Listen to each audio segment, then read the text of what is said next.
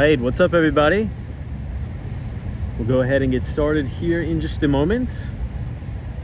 But first, we'll just do the quick audio check and the visual check.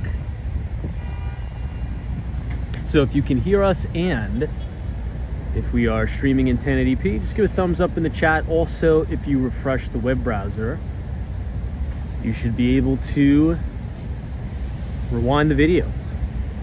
So we'll get started here in just a moment. Right here at Central Park South, 5th Avenue. Beautiful, beautiful night in New York City. A little bit cold, but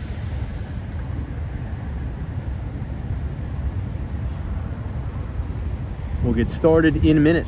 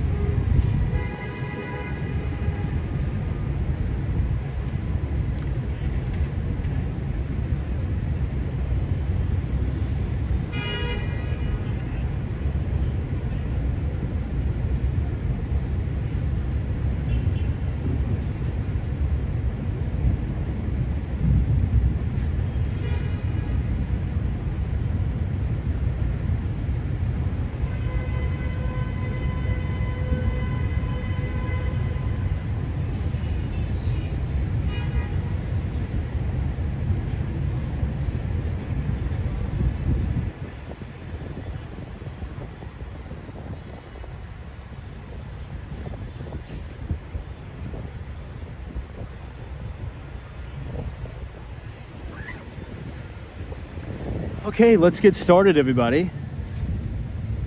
So good evening and welcome back to Walks and Wall Street. Today is May 3rd, 2024, and it is a Friday. So wishing you all a fantastic weekend. And wow, what a crazy busy week it has been on Wall Street. From notable corporate earnings to an update on monetary policy, FOMC meeting, and much more. And also a very volatile week too. Now the S&P 500 had a pretty good day, but it kind of closed mid-range, right?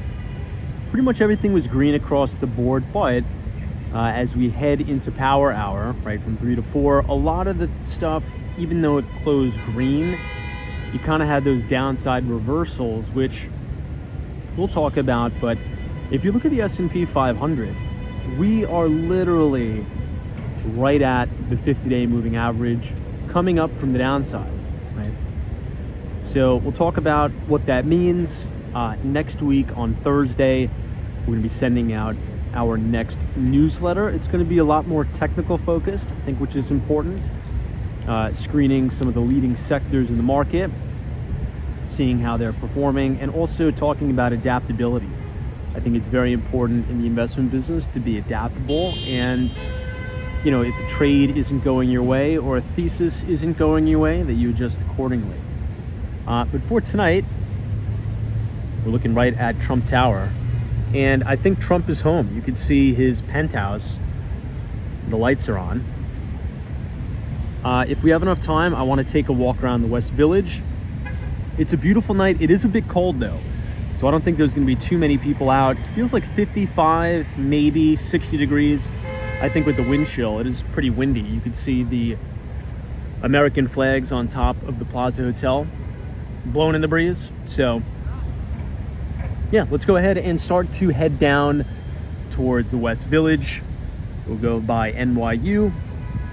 So we're pretty much going to walk the entire duration or the length of Manhattan down to about 8th Street tonight. So thank you all for joining. Wishing you a happy Friday, and let's get started. Give me a minute.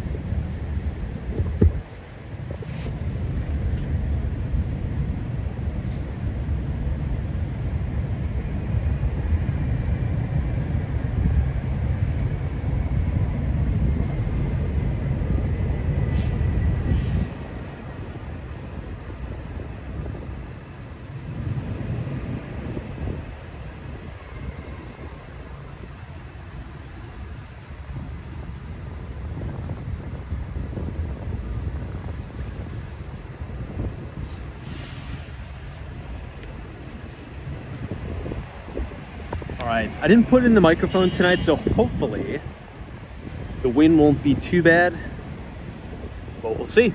All right, and we're off.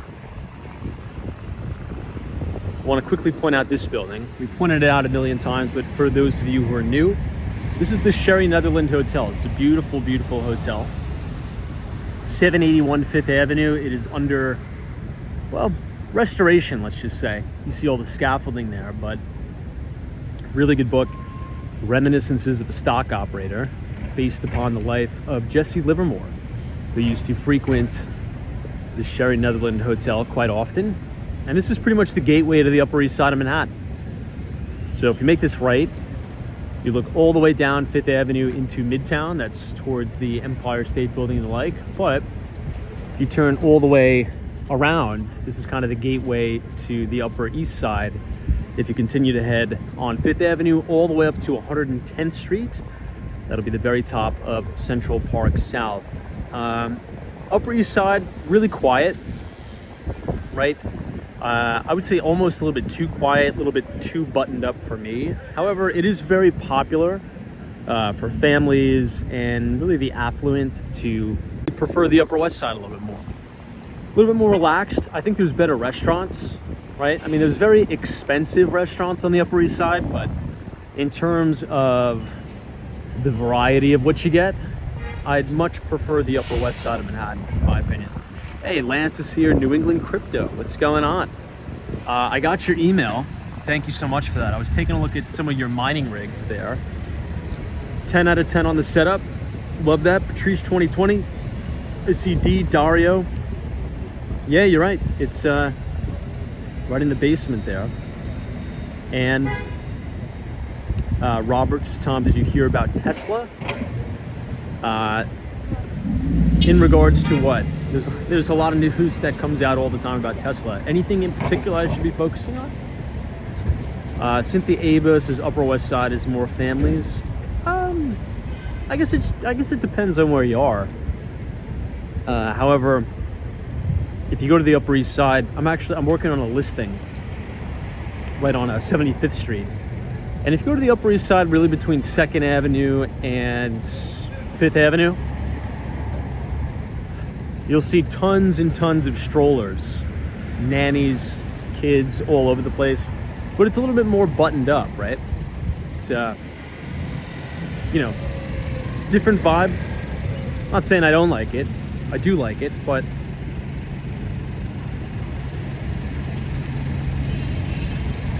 all right, let's cross and go over towards the Deutsche Bank Center. TY man, what's going on? Good to see you. WBC, I don't even know what that ticker is, to be honest. Kevin, good evening from Pennsylvania. All right, let's cross and walk directly down Central Park South. And then we'll make this left on 6th Avenue. And we'll blow right all the way down to Washington Square Park. Long week, massive, just crazy week. I'm almost a little bit kind of delirious, so tired. Yeah, but deals are working, things are going on. We'll see. Now, did anybody, not to get super political, but I think it's an interesting topic to bring up because there was a lot of people throwing this particular ticker symbol in the chat. Anybody hear the news or the allegations about that Truth Social platform, that SPAC deal, DJT? Apparently, the SEC, or the Securities and Exchange Commission, is, well, I didn't read the full article. Somebody sent it to me. I think it may have been Brad who sent it to me. I forget. But the SEC is looking into the company. Now, as you know, again, I won't, say specifics, but in general, you guys know I'm not a big fan of SPAC deals for the most part. And with this company in particular, this Truth Social, it only does about $3 million in revenue per annum. and it has what, a $3.4 billion valuation. So a little crazy, I would say. Very, very frothy. So we'll see how that unfolds as we push towards November. That could be another whole legalese craziness, which could really snowball as we go into November. We'll see what's going on with it. Hey, DM is here. What's going on? Thanks for joining. Sharon says evening. Jimmy B says the SEC is going after the auditors for fraud. Yeah, I just have a whole, yeah, it's, you know, I feel as if a lot of those SPAC deals are a very interesting structure. It feels more like just a cash grab for insiders. At least that's what it feels like to me.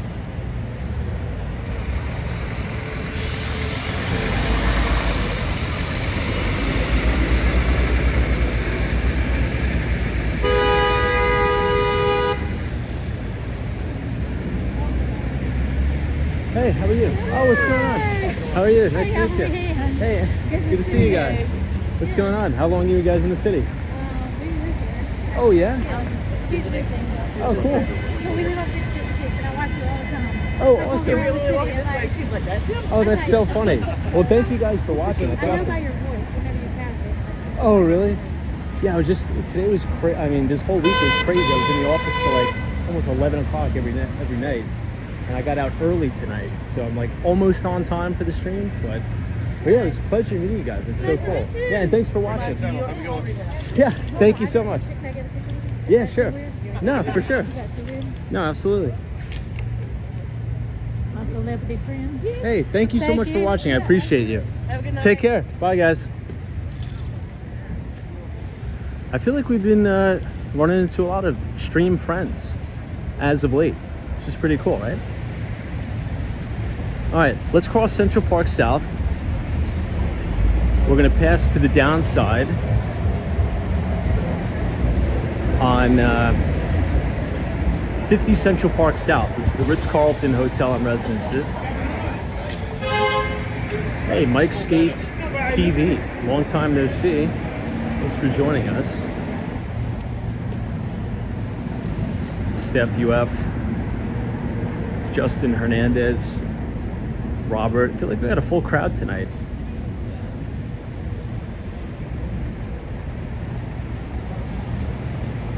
Now, I want to point out this apartment.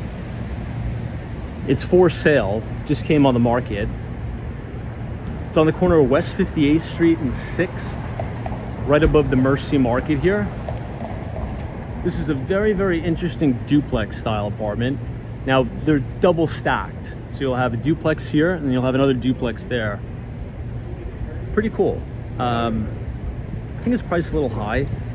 I think it's at like $2,700 a foot, which is pretty aggressive. But yeah, it's very cool. You can see the spiral staircase kind of going up, but you do have a direct view of Central Park because 100 Central Park South, which is the Trump Park building right here, is just a little bit off center to the left. So you pretty much got a straight shot of Central Park, which is very lucky if you have a corner unit here.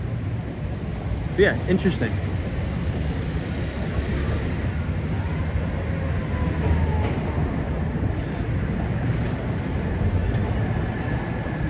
Now, I think it's appropriate just to do a quick review.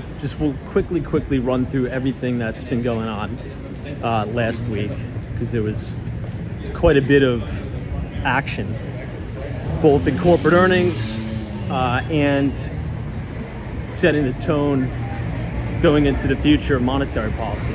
So number one, we heard from Fed Chair Jerome Powell, right?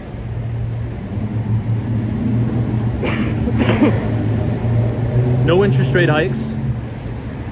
We're going to hold steady at 5.25 to 5.5%, but they are going to slow the pace of the roll-off, or I should say shrinking the size of the Fed balance sheet. Now, many people are saying this is a way to kind of initiate a little bit of easing in the market, right? But I think about it like this. If there's ever something systemic that happens, like massively, let's say if we have another Silicon Valley Bank issue, or we have another First Republic Bank issue, I think the Fed is going to be there to kind of step in and help out. Let's just use that terminology, help out. But they also want to maintain the narrative that rates are going to maintain higher for longer until we get inflation back down to that 2% target. Now, as Fed Chair Jerome Powell was going on through this.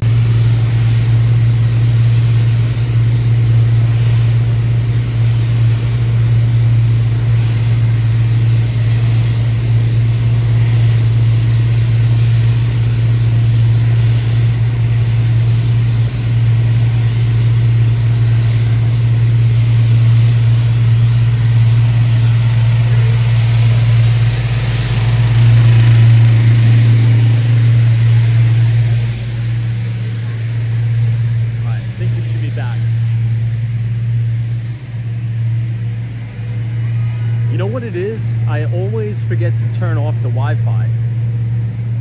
I gotta remember that. Because when we start the stream, right, I have to have the Wi-Fi on. Because I have to use my hotspot to kind of power up the stream. But I always forget to turn it off. So whenever the Wi-Fi is on and we walk past my office, or we walk past any WeWork in the city, or Starbucks, it tries to auto connect on the Wi-Fi and it drops. Anyway, hey, Mr. King of Florida. What's up, Sarah? Welcome. Thanks for joining us. MD.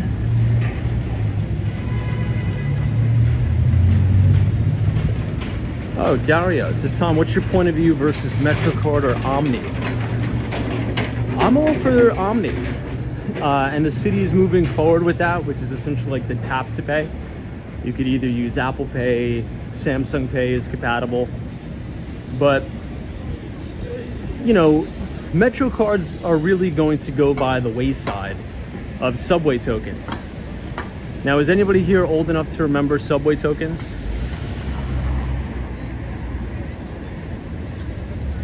I'm not, but a lot of my family are. It's just the next evolution in technology, right? So you had the subway tokens, then you had the Metro cards, and now we don't really need any of that because generally speaking, everybody has cell phones, everybody has credit cards, everybody has tap to pay. So instead of wasting a bunch of plastic and a bunch of paper, printing physical cards, I think it's better for everybody just to, use their phones to pay for the subway. That's my take. And it's more readily accessible. And this way, over time, we don't have to have those big clunky, what do you call them? Those, what is it called? The big ATM machines kind of things, the MetroCard machines. So there was some local politicians that were throwing a big fit about this, Omni digital stuff. I just think that they're on the wrong side of innovation. Let's just say that. The world is becoming more digital, and that's just a fact.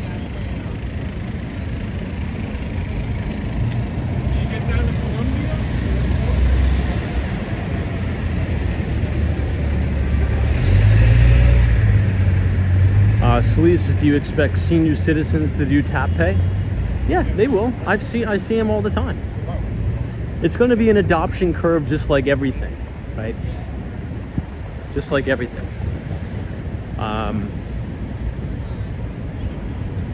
Yeah, I mean, it's an interesting conversation to have because you can kind of apply that same logic to any major innovation cycle. You know, look at smartphones. I mean, how many people thought, you know, do you expect senior citizens to use smartphones? There's no way they're going to be able to navigate around that. People adapt. It takes time, right? I think pretty soon, because correct me if I'm wrong, I believe the city has special Metro cards for seniors. They get a senior citizen discount for the MTA, I believe. I feel as if that should be integrated on the phone as well. Maybe it already is, I don't know. Pretty soon you can, and I think already in some states, you don't even have to have a physical driver's license anymore. The ID is your phone, right? So I think in the future, your ID is going to be on your phone, your passport is going to be on your phone. Just because it's an easier, more efficient way.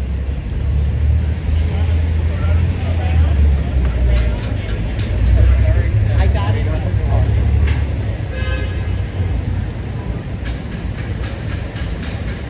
TY Man says they will steal your info easier. With tap pay, especially in the subway. No, it's actually the opposite of what you're saying. I appreciate the comment, and I get it. I get the fear, but it's actually much, much safer and nearly impossible for that kind of theft with Samsung Pay and with Apple Pay. Where it is very, very prevalent is when you actually have to go to the physical machine and insert your card. That's where you have all of those skimmers. They're called skimmers. So, and this was, I mean, I've actually seen these devices on these machines. These criminals will put a very, very thin device, right, over the credit card reader. So it almost looks like it's not even there. You kind of have to see it with a trained eye. And when you insert your credit card, right, the skimmer is simultaneously scanning all the information on your card. They do that at gas stations, they do that, you know, at some convenience stores. So with tap to pay, it actually pretty much negates all of that, which is good. So it's very, very difficult to do that. So tap to pay, Samsung Pay, Apple Pay is actually much safer for that.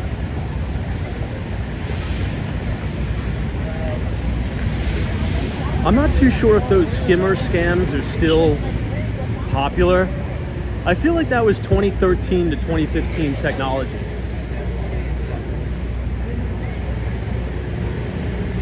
Ah, got it. Someone says, I think he's talking about like the higher up stealing your info. Well, I mean, it's definitely going to be easier for the MTA to track transit patterns. But you also kind of have to think about it in a positive way too, right? I believe with tap to pay, over time with the data collection, the MTA actually may be more efficient. And I know that sounds crazy. Many of you are saying, wait, what? There's no way the MTA is ever going to be efficient. It's always messed up. Well, I get it, but I'm actually very optimistic about it because with these taps, it obviously knows your credit card, it knows that it's attached to you, and it knows the device. So over time, it'll be able to track the most trafficked stations and people's transit habits, right? At all different times of the year. So over time, it'll probably actually be more efficient to say, hey, we need more trains at this time, or we need more trains that go through this station at specific times a year. And I think that's what's so important about data collection, right? I understand that a lot of people are a little bit concerned about it, which I totally understand. I'm all for data privacy, but if used for good, you know, I'm very optimistic about it. I wonder what this line is for. Look at this.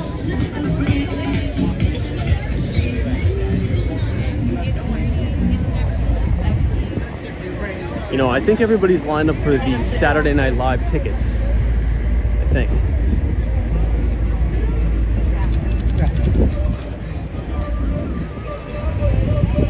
Now, you know what this conversation also reminds me of?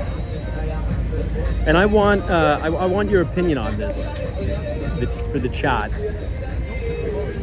What do you all think about a total digital, like a monetary system that is 100% digital? Thumbs up or thumbs down on that?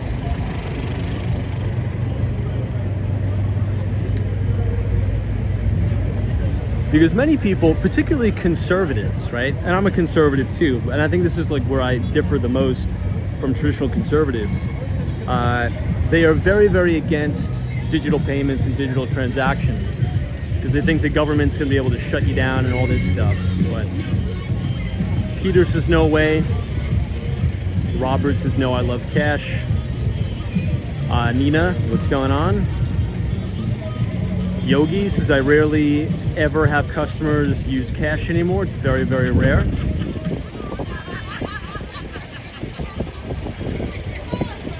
D says no. MD says, isn't that cryptocurrency? Not necessarily. Jimmy D says no thanks. Spencer says no, no, no to digital. No, and I get it. It's and I see the concerns, right? I'm not trying to downplay the concerns. I totally see the concerns, right? However, thinking about efficiency, and just thinking about technological trends, it's very, very hard for me to believe that by the time my kids are my age, right, that there's even going to be physical coins. I think that's the first thing to go. I don't think there'll be any coins anymore. And then the next thing is, I think paper bills are going to go away. It just doesn't seem logical. I don't remember the last time I used cash or carried cash.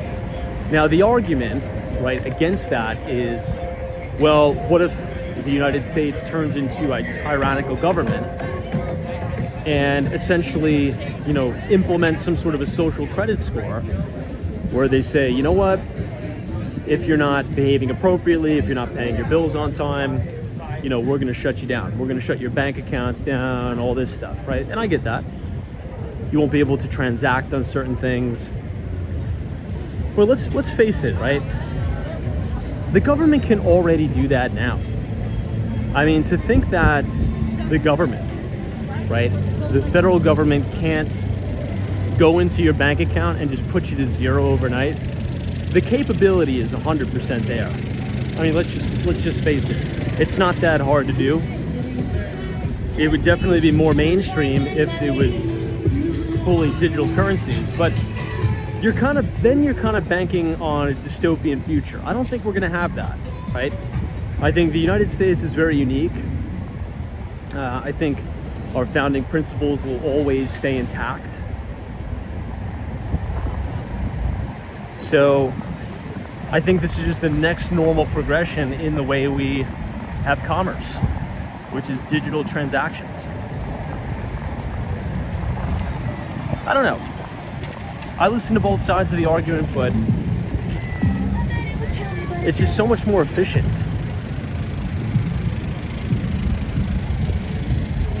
All right, let me catch up on some of the comments here. We're standing outside of 1166 Avenue of the Americas. David Shaw, D.E. Shaw, is in this building. 76 Tom, it gives too much control to government and banking systems. I keep cash under the mattress for emergency purposes, i.e. unemployment. NBA Elias, Tom, it costs $2.72 to make 1 penny. Last year, Canada stopped making pennies. That is a crazy stat, and I didn't know that. Think about how nuts that is, if that's true. Yeah, I'm going to take your word for it. But is that right? It costs $2 to make 1 penny? That's insane.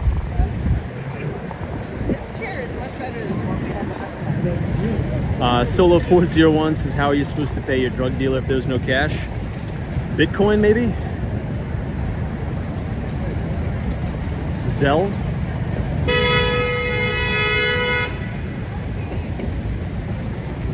First name says If Being Nice.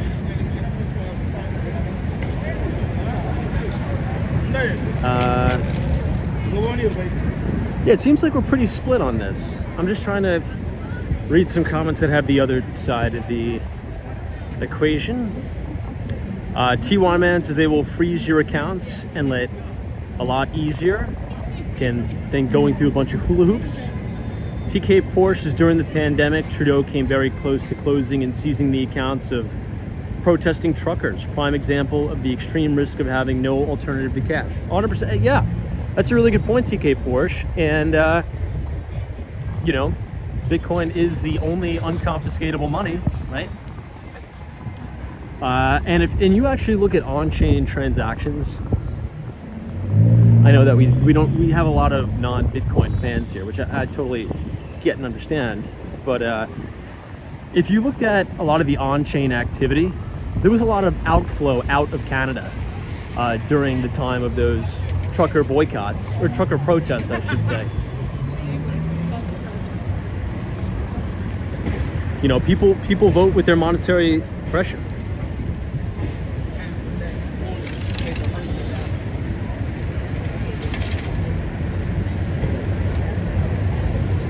Robert says Bitcoin can be confiscated by the government. They do it all the time. Yeah, if you leave it on exchange. See, that's kind of the misconception. Like, you'll read these articles and you read these headlines, but people that don't really know how Bitcoin works or anything about it, they just say, oh, you see, the government confiscated all this Bitcoin, that means it can be hacked. No. These are Bitcoins that live on exchange online. So there's an old saying, right? If you're an OG Bitcoiner going back to 2013, not your keys, not your coins. So long as you own your private keys, right? Let's say if you leave your Bitcoin in custody on a Fidelity, okay, at BlackRock, or on an exchange on Coinbase, that's not your Bitcoin. Whether you like it or not, it may show up as your Bitcoin in your account balance, but it's not yours because you don't own your private keys. The private keys are Coinbase's. So if the government, right, ever said, hey, you know, Walks on Wall Street has 10 Bitcoin on Coinbase, we want that. Coinbase will say, all right, here, there you go. When it's unconfiscatable, it's when you have it offline in what you call a paper wallet or a hardware wallet, where you have all of your seed phrases or your private keys. That is kind of when you call it unconfiscatable, right? So if you read a lot of these articles, you kind of understand what happened with the Silk Road. Now, most of the Bitcoin that was confiscated by the US government during those Silk Road times, most of it was actually sold to a guy named Tim Draper that bought it from the US government. I forget what the exact price he bought it from the US government was for, but it was very, very little. This was back, I forget the year, and I think it was Draper of Draper Associates bought the majority of that Bitcoin from the government. But you are correct, right? That's why, in my view, right, if people are buying a lot of these Bitcoin ETFs, it really violates the only value proposition Bitcoin has, which is its unconfiscatable properties. You know, I'm not going to buy a Bitcoin ETF and give my Bitcoin to Larry Fink at BlackRock, right? That's just, you're kind of negating the only reason why anybody would buy it, in my view. But look, if Wall Street sees a way to make money on something, they're going to create a product and give it to the people. That's why you have CEOs like Jamie Dimon, JP Morgan Chase.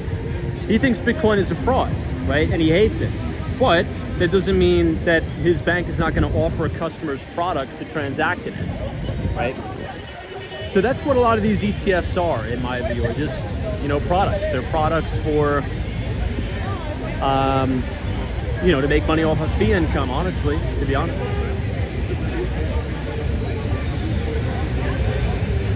Hey, Stan, good to see you. Jessica Andrews, the stock market go down after Trump wins? Maybe.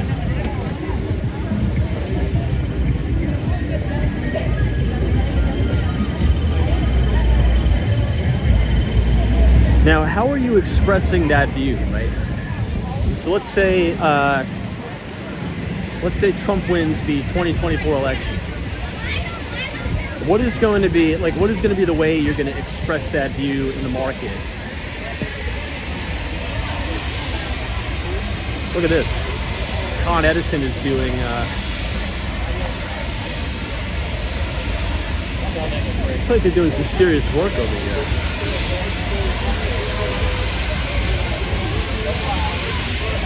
TY Man says all ETFs are BS, just a matter of time before they collapse. I don't know about that. I mean, I think that's a little extreme, but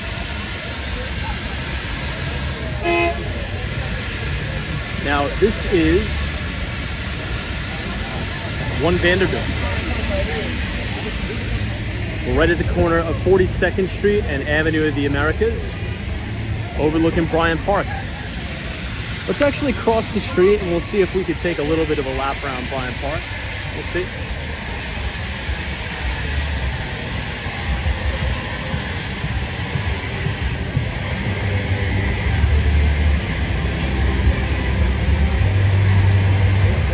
You know, here's another thing. I saw a few comments about, you know, people distrusting the government and, you know, putting their mattress under, you know, putting their cash under a mattress, right?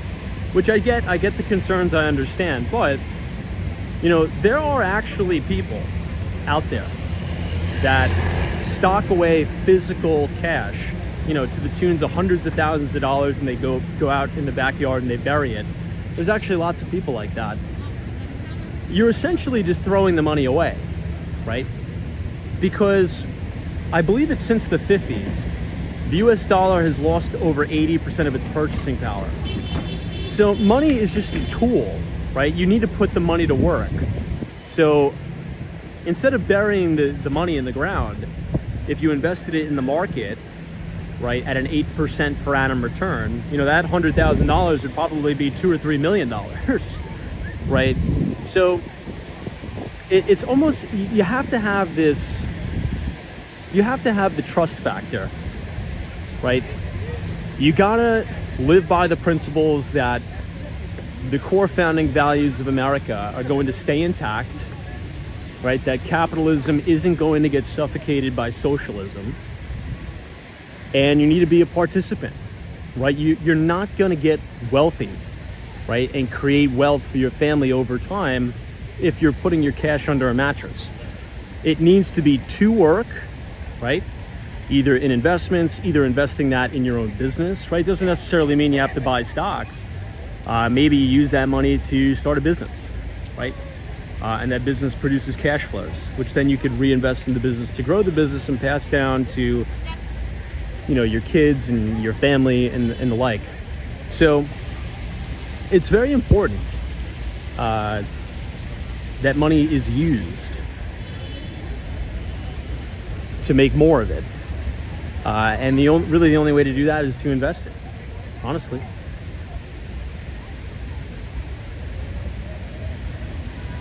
All right, guys, here we are at Bryant Park. Look at how beautiful this looks. I think next week, this is officially going to be open. So the lawn here at Bryant Park will be open, I believe, next week, which is great. You have this cool view of One Vanderbilt.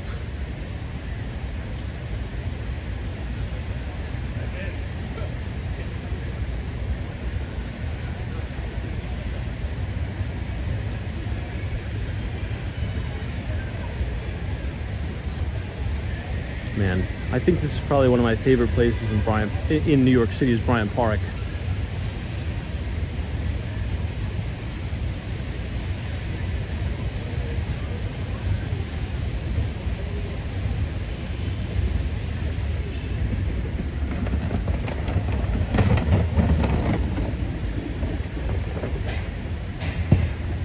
3Ds is what is all the tents.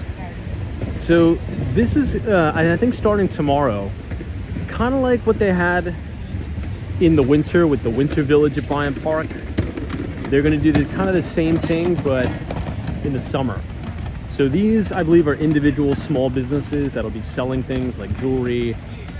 Well, I mean, we'll look at it. Let's see what it is. So this looks like a jewelry shop. This is probably going to be some like, I don't know, granola bar stuff. So essentially these are just all shops. This will be open tomorrow. Maybe we'll have to pop on and do a live stream during the day. I mean, tomorrow, if it's a nice day tomorrow, which it should be, fingers crossed, Bryant Park should be absolutely packed. It is a little bit chilly though. Let's see what else they got. This place is Snow Milk. I wonder what that is. Let's look at that. I'm curious.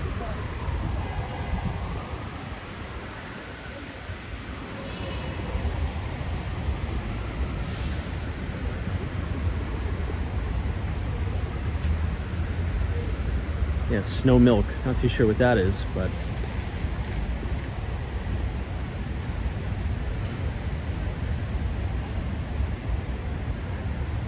Dario, you know, I haven't.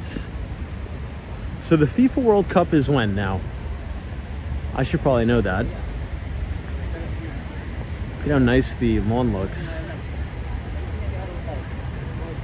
2026 FIFA World Cup. I think New York City is going to have a game, right? Also, Miami.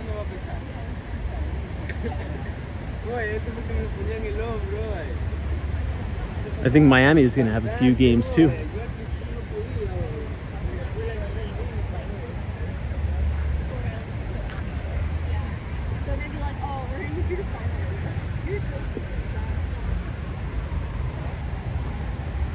But if you guys are enjoying the live stream so far tonight, feel free to leave a like on the video and click the subscribe button if you're new. We do these live streams every other day, or every single day, usually starting at 8:30. Sal says invest for the long term, pick a good tech fund, invest every paycheck, and don't worry about the market. Yeah, I think that it, you know, Peter Lynch is a big rat. You know, Peter Lynch kind of said it best, right? And Peter Lynch was the mutual fund manager at Fidelity's Magellan Fund. And essentially he said, you have one big bet, right? Everybody has one big bet. And the bet is that, kind of like what we were talking about today, the core founding principles of America will continue to churn on, right? Capitalism will not be suffocated by socialism, and there'll be endless opportunities in the United States for capital creation, and most importantly, individual property rights. And if that's the case, right, if we use history as our guide, generally speaking, corporate profits tend to increase 8% a year, right? So long as earnings or corporations are making more and more money every single year over time, the S&P 500 will go up over time, historically, 7 to 10% per annum. So to your point, yeah, if you take a portion of your paycheck and invest it in the S&P 500 or some other, ETF, it's going to grow over time, right? Beating inflation.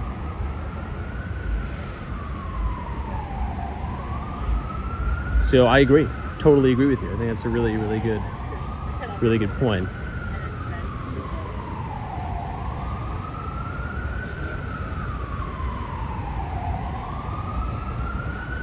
This is the William Cullen Bryant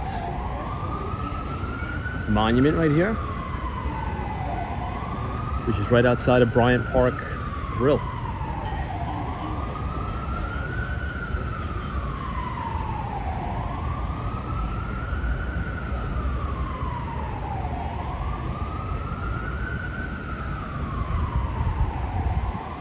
And it actually looks like there's an event going on tonight. Look at this. It's pretty packed. There's a lot of people in there.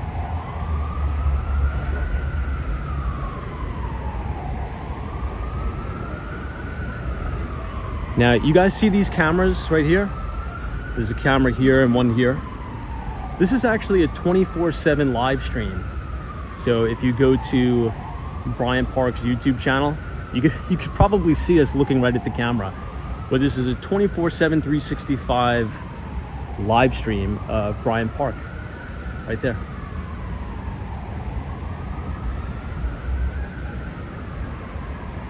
All right, let's continue to head downtown because we got about an hour to make it to the West Village.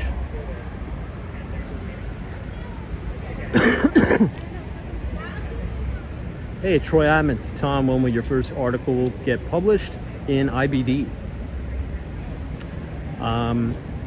Sometime next month. Probably sometime next month. Now, one thing I've learned is at a traditional media company, it doesn't really move as fast as, you know, one person writing, you know, a newsletter or something like that. It has to go through rounds of editors and approvals, and then, which I get. A lot more structure, but yeah, it should be in the leadership and success column, which will be cool.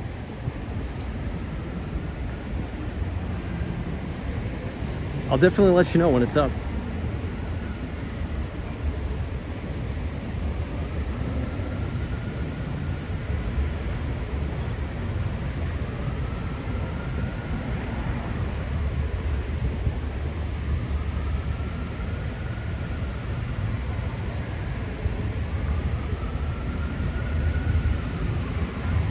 Yeah, John's like cold hard cash may be a thing of the past, but we'll always have rats. It's true. It's because we came up out of the summer.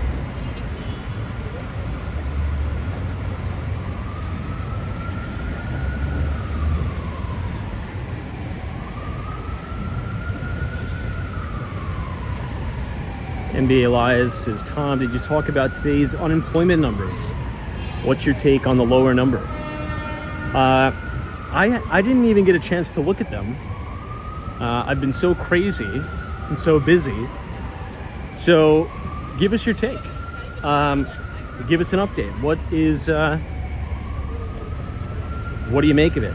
I haven't been able to take a look or look at any of the headlines today at all. But if you could give us your, 3 to 4 sentence take, let us know. Let me know. What are your thoughts on it? Now, the market generally had a pretty good rally day today, but I think it was a little bit disguised because you had a lot of downside reversals in these individual names, which means intraday they were up a lot, right? But if you look at where they closed, almost all of the leaders closed mid-range or at the low of the day.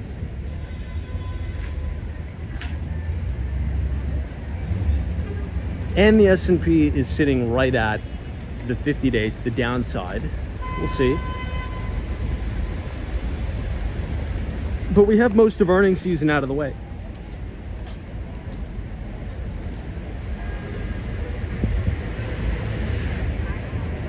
NBA Elias is 175,000 jobs added, and that sent stocks soaring today, but was below expectations. Yeah, I feel like a lot of those jobs numbers tend to get revised. Now, what was the breakdown of those jobs specifically in terms of the specific sectors those jobs were created in? Because, one of the things that's been driving a lot of the growth is government sector jobs. And this administration in particular, but also the last administration, Trump administration, spent a lot of money, right? Now, yes, I know, under Trump, it was COVID, global pandemic, yada, yada, yada. I get it. But the point is, as it relates to the financial markets, Fiscal policy is a major, I should say, stimulation of the market. You know, government spending, inspecting gadgets as Apple seems resilient. Well, Apple launched a ridiculous $110 billion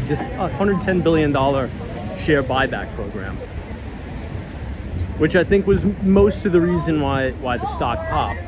But that also closed mid-range of the day too. Tell Mo I said bye, broadens. But it was a decent report. I'm not going to deny that it wasn't, I wouldn't say it was a great quarter, but it was good. I think it was good. You know, Apple's still making money hand over fist. I think net income, right, so profitability, I believe was $23.5 billion to make that in one quarter, right? I mean, think about that for a minute. You know, out of all these big tech companies that reported earnings so far, profits or net income pretty much across the board over 15 billion each. So it's not like corporate America is hurting for profits, right? I think it's important to keep that in perspective. To make, you know, $23.5 billion in a quarter, I think Apple may have been 26. I don't know. I can't remember, but maybe if somebody wants to just Google Apple net income for the last quarter, it was either 23.5 or 26.5. But still, windfall profits.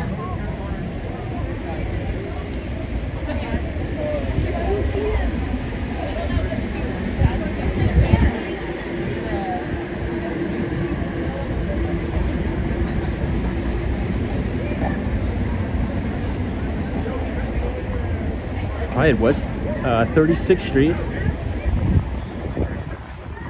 will be Herald Square in just a minute.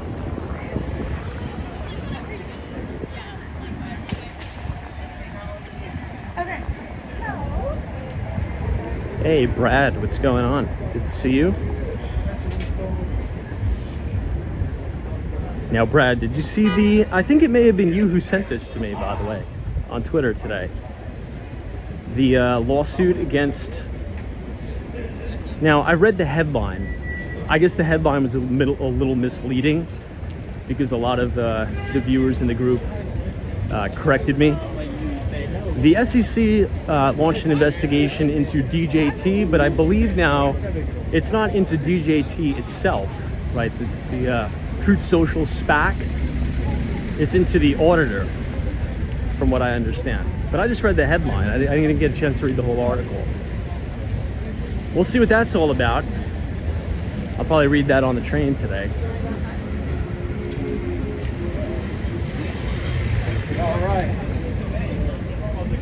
Now, another sector that has done really well, right? And I was kind of having a laugh about this with my friend the other day. Under the Biden administration is big oil. Right, windfall profits. They've never made more money, and you know the Biden administration is supposed to be anti. You know, all of the experts, quote unquote experts, were predicting that it's the end of the oil industry, end of oil and gas. They've made more money than they've ever made over the past 3 years. Now, mainly that's because the price of energy is up. And they're distributing a lot of the profits back to shareholders in the likes of dividends and things like that.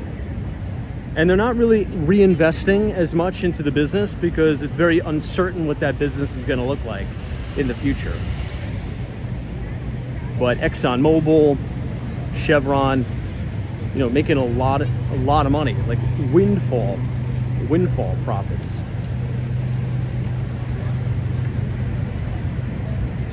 New England Crypto. This is Publix and Wawa. I think last night we were talking about how Publix has a lot of those triple net leases, right? So they take on a location, right? And they'll pay everything from... Ooh. Wonder what happened there.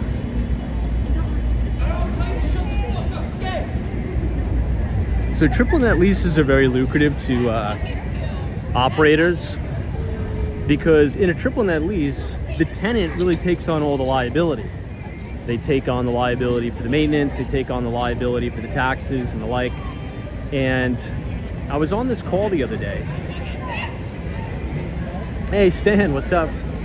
Yeah, right? So I was on this call the other day talking about just how lucrative some of those triple net leases are, and how Publix is, you know, totally dominated. I mean, there's such a large chain across Florida, but there was this other company that came up, which is really native or local to Texas. I forget the name, but Buc-ee's or Buckeyes, something like that.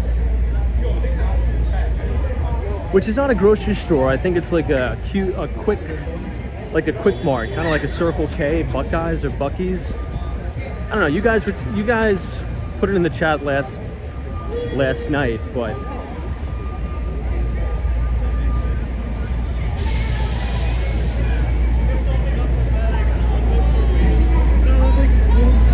all right, Koreatown, 32nd Street, Korea Way, and wow, it is packed tonight.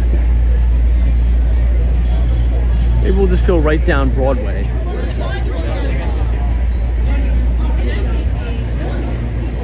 Yeah, it looks like we'll do that. We'll wait till this car goes by.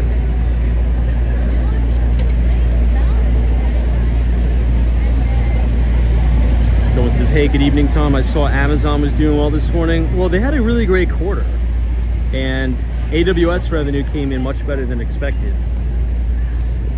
Now, it may sound crazy. I still think that cloud computing is in its infancy. Microsoft Azure, Google's Google Cloud, and Amazon AWS really just firing on all cylinders. And it's a very, very lucrative business too. That's really the big powerhouse. When people think Amazon, they really think the e-commerce business, right? Which is understandable. Most people think Amazon, they think of the e-commerce business. But the profit center is not e-commerce. The profit center, and where I think you have the most growth, is cloud computing. That's where you have the most growth there.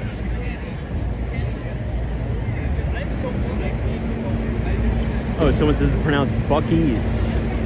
10-4, copy that.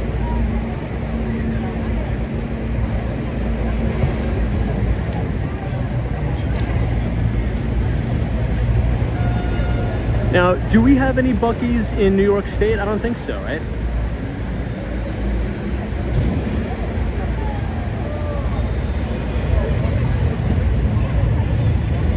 Now, you know what was another chain?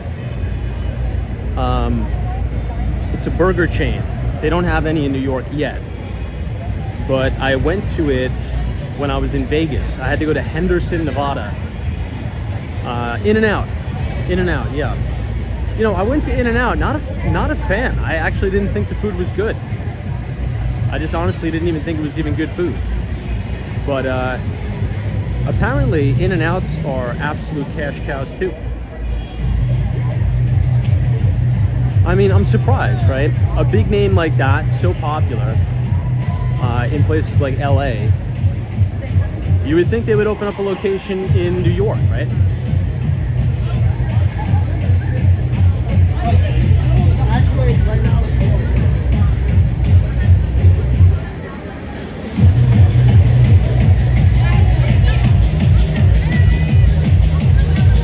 All right, we are now in Koreatown.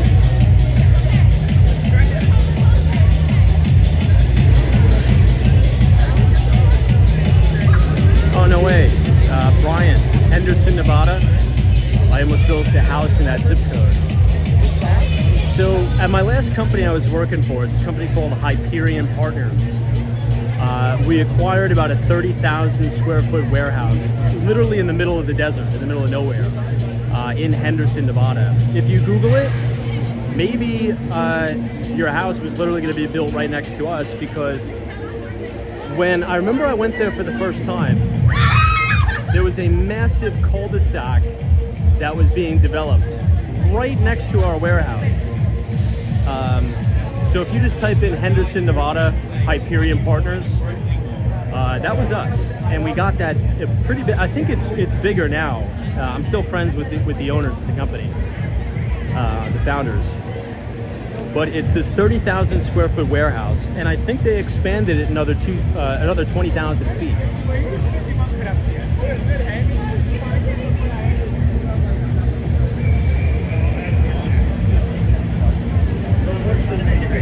I remember one of the biggest deals we had there. At the time, we were doing all of the 3PL, like the third-party logistics, for Amazon, for Walmart, Circle K. Speaking of Circle K, we did a big deal with them. But yeah, I mean, let's just say this. I liked Vegas. I just don't know if I could ever live there.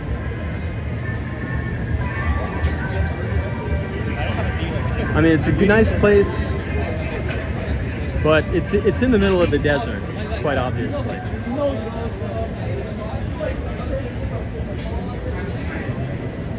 Hey, sunshine after rain. Good to see you.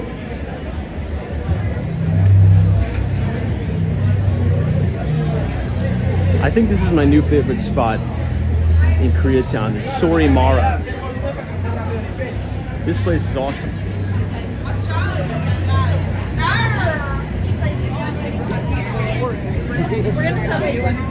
So, we pointed this out a bunch of times, but Sorimara is kind of like a Malatung place. So Malatung is not Korean food, it's actually, it's Chinese food. It's like a hot pot, but this is a Korean chain. It's called Sorimara. It's really, really good. Check it out. It's expensive, it's like $20 a pound, but... Oh, Bryant's, that's why I sold. I flipped the house there before the boom/bust. Subprime craziness. Oh my God, wow. Yeah, you know, I'm not too familiar with the Vegas property market, but to your point, from what I've read about it, right, from studying the financial crisis, it's a very volatile market in general, right? But apparently that's changing because there's a lot of good jobs that have come to the state of Nevada in and around Vegas. I think before, you know, what led up to the 2008 financial crisis, Vegas is one of those cities where you kind of buy like a second and third home, right? Which is kind of like Miami, actually. You know, Miami is totally different. One of the cities that got hammered the most during the financial crisis was Miami. I mean, Miami got absolutely terrorized. I mean, you had property valuations go down 60-70%. Miami was a real bloodbath. And I think one of the reasons for that is because a lot of that speculative excess, right, that happened in Miami when people were buying down there, they weren't buying for their primary residence. They were buying for like vacation homes, second, third homes, and they couldn't afford any of this stuff, but they were plowing money into these cities that were very transient in nature. Now, I think it's different. You know, the famous last words on Wall Street are, you know, it's never different. However, I do think it's a bit different this time with cities like Miami because you are seeing real job growth and not just, well, I should say very, like kind of like New York style pay, Los Angeles style pay, San Francisco style pay, right? You're kind of starting to see that in Miami. You're still not on par yet. Generally speaking, you'll probably make more money in a city like New York for an entry-level position. Same thing in San Francisco. You know, if you take a job at a tech company or in finance in San Francisco, you're probably going to make a little bit more money than you would if you started your career in Miami. But I think it's going to be on parity very, very soon. I think let's just say the junior investment bankers, let's say, are going to start to make the same amount of money there than they are here. I think it's only a matter of time.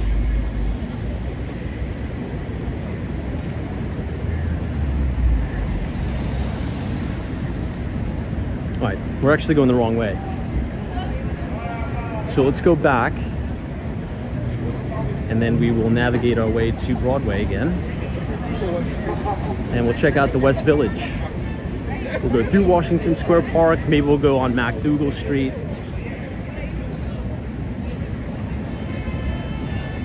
Now, here's a question for the group as we'll check out another good shot of the Empire State Building. Where do you think you're going to see the most alpha generation over the next 5 years in real estate? Which market do you think is going to see the highest growth rate in terms of, and let's talk about residential, let's not talk about commercial. So residential real estate, next 5 years, what market's going to perform the best? What do you think? And we're talking about major cities. So if you had to throw out a city, right, a major city, what do you think is going to perform the best or have the best returns in the residential market over the next 5 years? I have some interesting, oh, Nashville, wow. So Peter says Nashville, Troy Atman says Nashville. TY is the Dallas-Fort Worth area in Texas. It's a really good neighbor. Bob's in Raleigh. I have a buddy who is looking to acquire multifamily there. Combat Jones is Gary, Indiana. Roberts is San Diego, California. That's actually close to my guess, by the way. Mine's very close to San Diego. Well, I'm not going to say super close, but it's in the same state. Armando says anywhere in Texas or Miami, Florida. Soho Joe says Tampa. Interesting. So here's what I'd say. I'd say over the next 5 years, I'd say I'd be underweight Miami, which is surprising to a lot of people. So next 5 years, I'd be underweight Miami. I'd be aggressive, very aggressive on San Francisco in terms of acquiring property there, right? Because here's the way I think about it. And I own property in Miami, but here's how I think about it. Miami needs to cool, and I think Miami will cool. It'll pull back. You're already seeing this trend happen in Austin, Texas, which is a great market, by the way. But Austin is pulling back. It's going to find a floor, and then that should resume its uptrend. But San Francisco it's being brutalized. I mean, it's a bloodbath. You can get some really, really good properties there, 20%, 30% off. It's a fire sale. Some of these things are given away. So the bet is that that's going to go back to prices before all of this craziness with the politics and the homelessness and the fentanyl. So I'd say over the next 5 years, right, from now 5 years, I think people are going to see really good returns in San Francisco if you buy something there. Next 10 years, I think you'll see good returns in Miami, but I think the cycle needs to reset a little bit there. But we'll see. I mean, that's what makes the market, right? People disagreeing, people long, people short, people bearish, people bullish. That's what makes the market. All right, let me read some of the chats.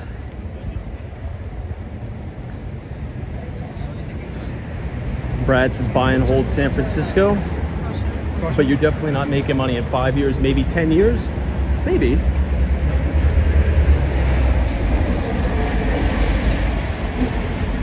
Troy Atman says Tom, San Fran is way below the 200-day moving average. Oh, way below.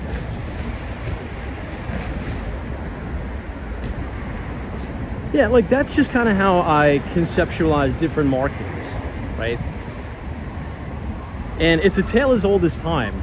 People always want to crowd in to the hot trade. And in the hedge fund business, it's called exactly that. It's called crowdedness. And when you have too many people on one side of the trade, the probability for you to generate alpha out of that trade, which is essentially a return over the benchmark, diminishes. So I think for the next 5 years, you actually may see prices trending down a little bit, things cooling off. in those extremely heightened cities that really grew exponentially during the pandemic, right? You're already seeing the correction in Austin, and this isn't a bad thing, by the way. You know, that's how markets work. That's how growth happens. So you'll see some cooling in those hot markets. You'll see some cooling in Austin, which you're already seeing. You're going to see some cooling in Miami. We haven't seen it yet. But there's a lot of people, from with what I'm hearing, some of the rumblings on the street, there's a lot of people with a lot of money who are very pissed off about what's going on in San Francisco. And I don't make the rules, but that's the world we live in. You know, people with, you know, money, power, and influence, they persuade and, you know, put pressure on local politicians. So I think San Francisco is going to look a lot different in the next 5 years. So maybe as a trade, I'm not saying you have to live there, but maybe you buy something that's off, you know, 25%, 30%, you rent it out, and maybe you can have a really nice exit in 5, 7, 10 years. Because as we've discussed, right, we've discussed this multiple times, not to sound like a broken record, but the most important thing about, if you're looking at a market to buy real estate, the most important thing, many people say, yeah, the location. You have location with San Francisco, but you also have talent, right? And again, I spent about a decade in tech, and the talent has not left San Francisco. It doesn't matter, you know, how many, you know, fear porn videos you watch on YouTube. The talent, the people who are actually building new startups, they are by and large choosing the Silicon Valley area to do that still. So could you imagine when they get this city under control, back to law and order, and really clean it up? And they can do that, right? They've proven that they can do that. When the CCP, right, the Communist Chinese Party, came into town, the place was a utopia again.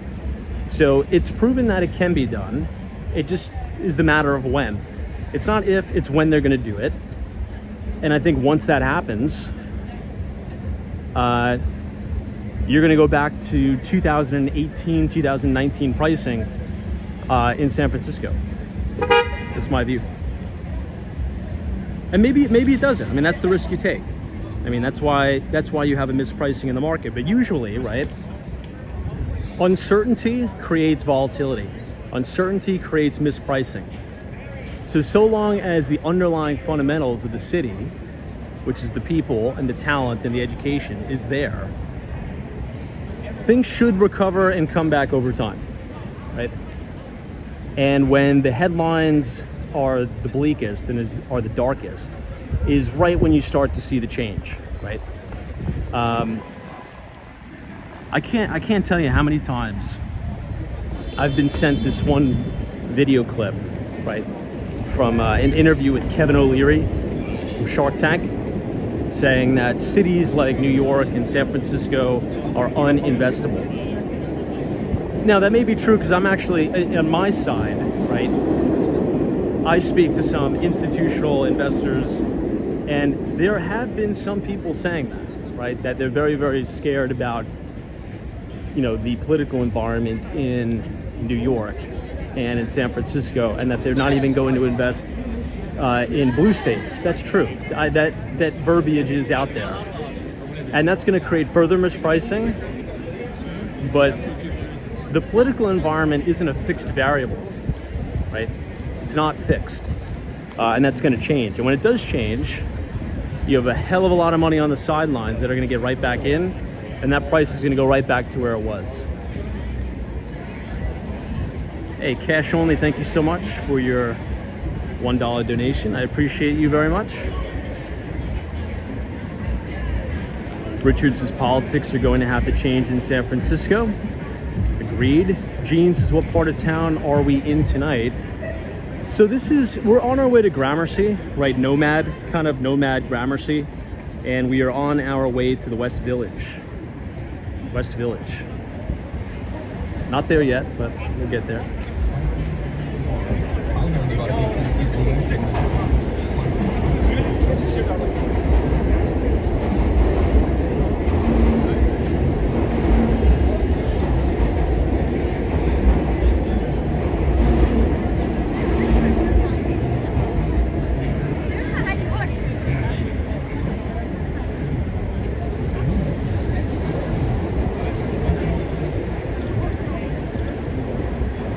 That's a good point, Brad. Yeah, you don't have to be the first one to dive in, right? But I think it's a good play. Like, let's say if you just took a job, right? Let's say if you just took a job, you have a wife, kids, or a husband, kids, whatever, I don't care. And the job is in San Francisco. And, you know, you see all the fear, you see the prices falling, and you're like, should I rent or should I buy? I'd say, you know what? If you think that you're going to be in that job for the next 5 years, I think I'd buy that. I think I'd buy at these prices in San Francisco. Now, if you're in a city like, you know, Miami, I'd say, okay, well, you know, if you don't have to buy right now, maybe wait to things to cool a little bit, right? Let's see what the market is over the next 12 months. So there's opportunity everywhere, just you got to find the right deal.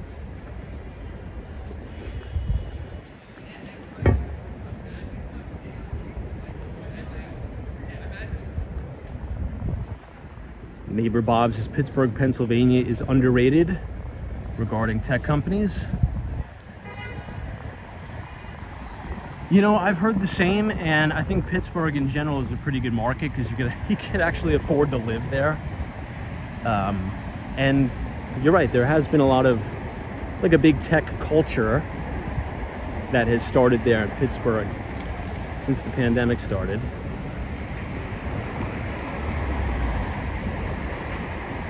Yeah, that's also true. Brad's like taxes, you know, if you live in California, pay high taxes. However, you know, if you look at taxes, don't necessarily create capital flight, not necessarily. I really am under the impression that for the most part, people are willing to withstand a high tax burden so long as they get good services. That's the point. That's the reason why you're seeing, you know, some people leave these big cities, but the talent really isn't.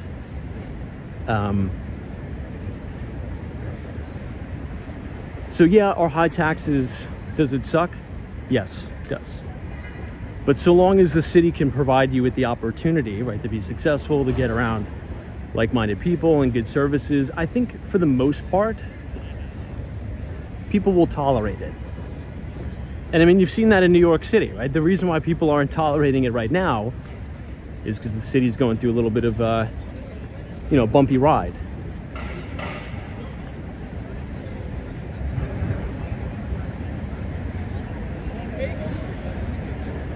XTS says Florida has horrible insurance prices.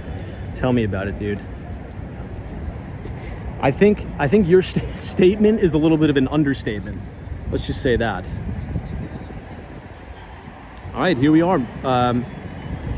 Flatiron District, Madison Square Park.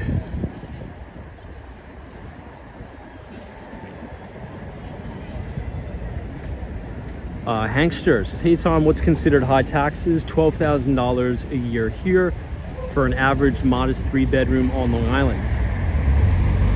Really? That seems low to me. Are you sure about that? $10,000 a month or $10,000 a year in property taxes on a modest, oh no, $12,000 here for an average modest 3-bedroom on Long Island. That actually seems a little low, honestly.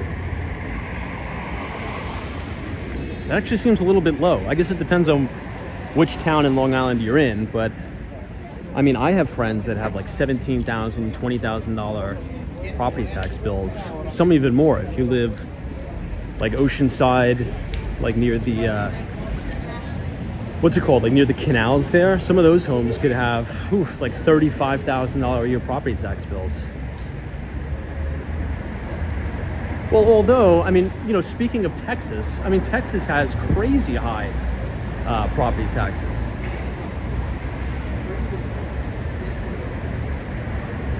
You know, at the end of the day, there's two things that are guaranteed, right? Death and taxes. It's just, it's a thing you just kind of have to accept. I'm not saying blindly accept and give in, right? You should be demanding of your government of good services. But generally speaking, you're gonna have to pay some sort of tax either way, right? However you shake it out. Spencer says that's low to you, Tom. Yeah, I mean, for Long Island, I mean, do we have any Long Islanders in the chat? I mean, a $12,000 property tax bill is reasonable for most towns in Nassau County. Very reasonable.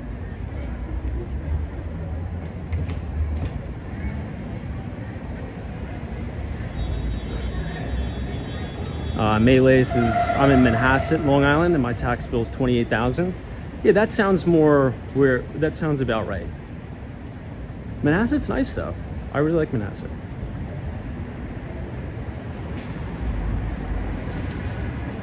Brad says, Tom, property taxes are definitely weighing heavily into my buying decision here in Houston. Yeah, and I think, and this is speculation, I don't know this to be true, but there's a lot of people that moved to Texas over the past 4 years, right, since the pandemic started. I don't think many of these people realized that the property taxes are going to be as high as they are, particularly as valuations gone up. What was that?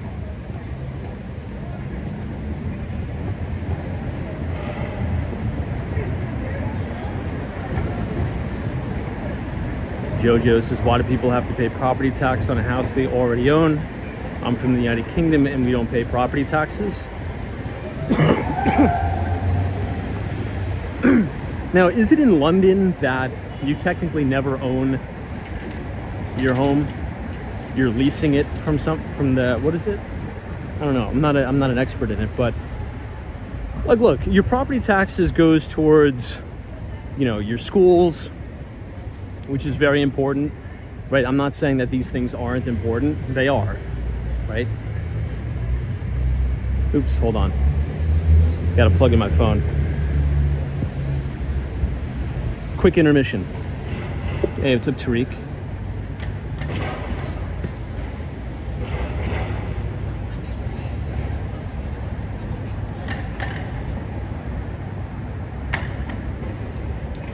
Justin says, are the Hamptons on Long Island? Yeah, but that's like way far out.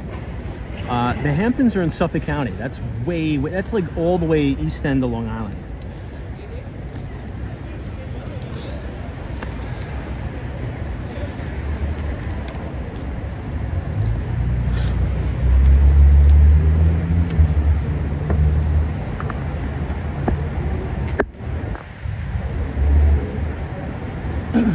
Hankster. Yeah, well, that's if the home has been in the family for generations. You know, it's kind of, I mean, to Hankster's point, buy it, right? I bought it from somebody who's lived in the house since it was built in 1950. Now the property tax bill is like $8,000 a year. So it really depends.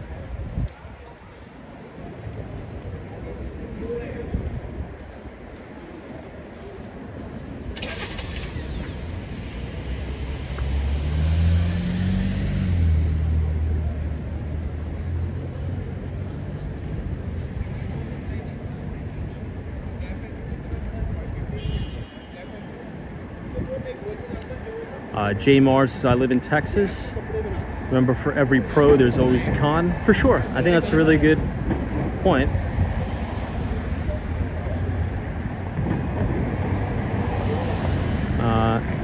Brain XTC says, unless you're an anarcho-capitalist, no taxes, no government, no service.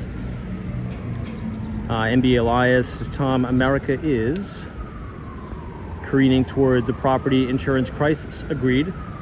Not being properly addressed by any governor or government agency, for sure. It's a big problem. I would say the two states that are really going to have the biggest problem with this, number one, the state of Florida, and number two, California. right? That's where I think you're going to have the biggest issue in terms of insurance, state of Florida and the state of California. However, right, generally, like these, if you're going to buy something like right on the water, right on the beach, these are the most desirable places, generally speaking, to live in the United States. That's why it's so expensive. You know, people want to, like, in the basic sense, right? People want to live where it's beautiful and it's nice and it's picture perfect every day, right? You're going to get that in most places in California, right, that are prone to wildfires and all these other, you know, environmental disasters or events, I should say. And in Florida, particularly South Florida, you have to deal with flooding, you have to deal with hurricanes.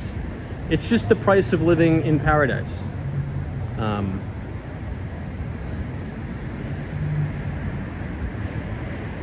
And if you think about it, generally speaking, the places that are the most prone to these disasters, what is the average price point in those neighborhoods? Right, these are multi-million dollar homes, right, in the Hollywood Hills, things like that.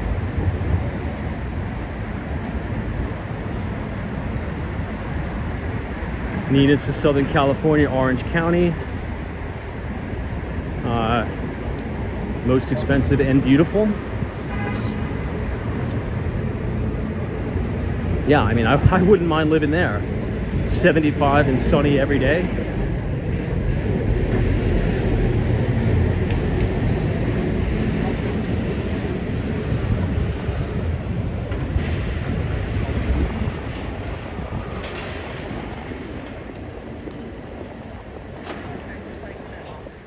I have a really good friend who's an older gentleman. He's like a die-hard conservative, like the most conservative person you'll probably ever meet. But he tells me, he's like, Tom, I will never, ever leave the state of California, ever. Because of the quality of life. He lives in one of those neighborhoods that's high up on a hill.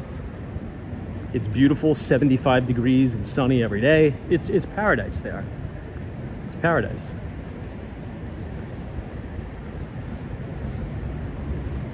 I think that's what's keeping a lot of money in Cali. People are willing to tolerate it. Like, let's say if it was, you know, upstate New York, where it snows, you know, 8 feet of snow during the winter. People aren't going to tolerate it. They're just going to leave.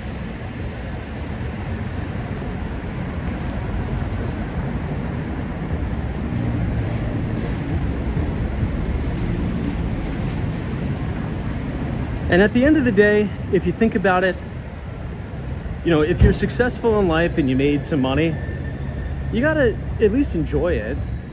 You know, if that's what makes you happy, living in, you know, 75 degrees, sunny every day. If you have the money to pay the tax, might as well just pay it. You have the money, you know, it's where you want to be. I get it, I totally get it. All right, the new school. Apparently there was a big protest here that the NYPD had to break up. I believe some students were barricading themselves in the building, similar to what they were doing over at Columbia.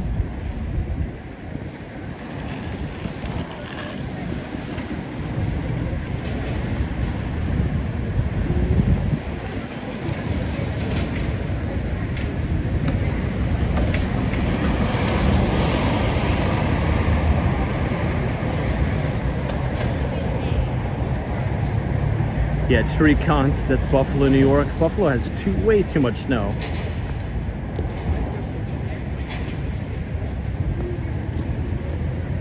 Hankster, yeah, you get what you pay for. There's a reason why the first question people ask when buying a home is what school district. It's a really good point. Now, you know what's funny? I get asked that question a lot by clients. Hey, how's the schools in the neighborhood? I'm not allowed to tell them That's kind of a weird thing in New York City. Like our rules are so strict here that we're not allowed to mention schools. We're not allowed to mention anything. So you just have to brush off the question. New York City rules are so strict. And you know, I'll have some clients, particularly from overseas, right? Well, it looks like the police barricaded off this entire area.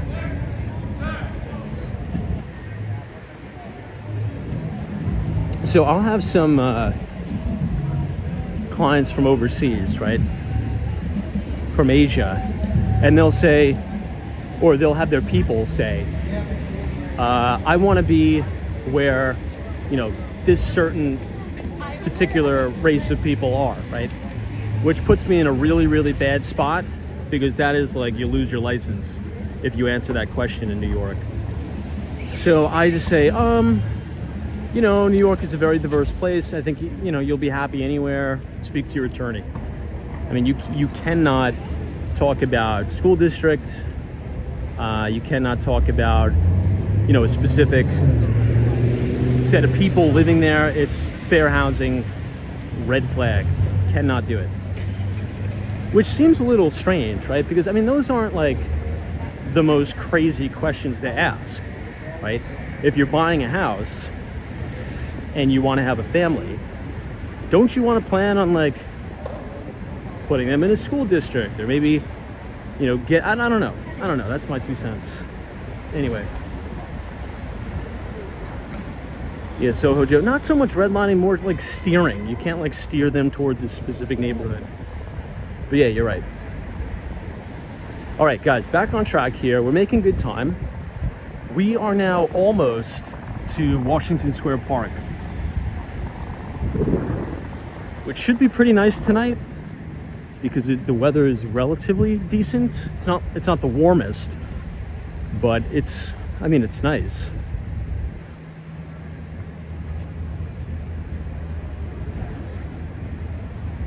Now these are the original,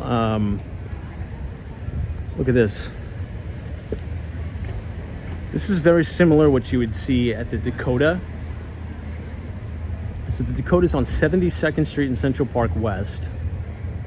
And they have the original kind of like oil gas lamps. This building you have very, very similar to what you would see up there.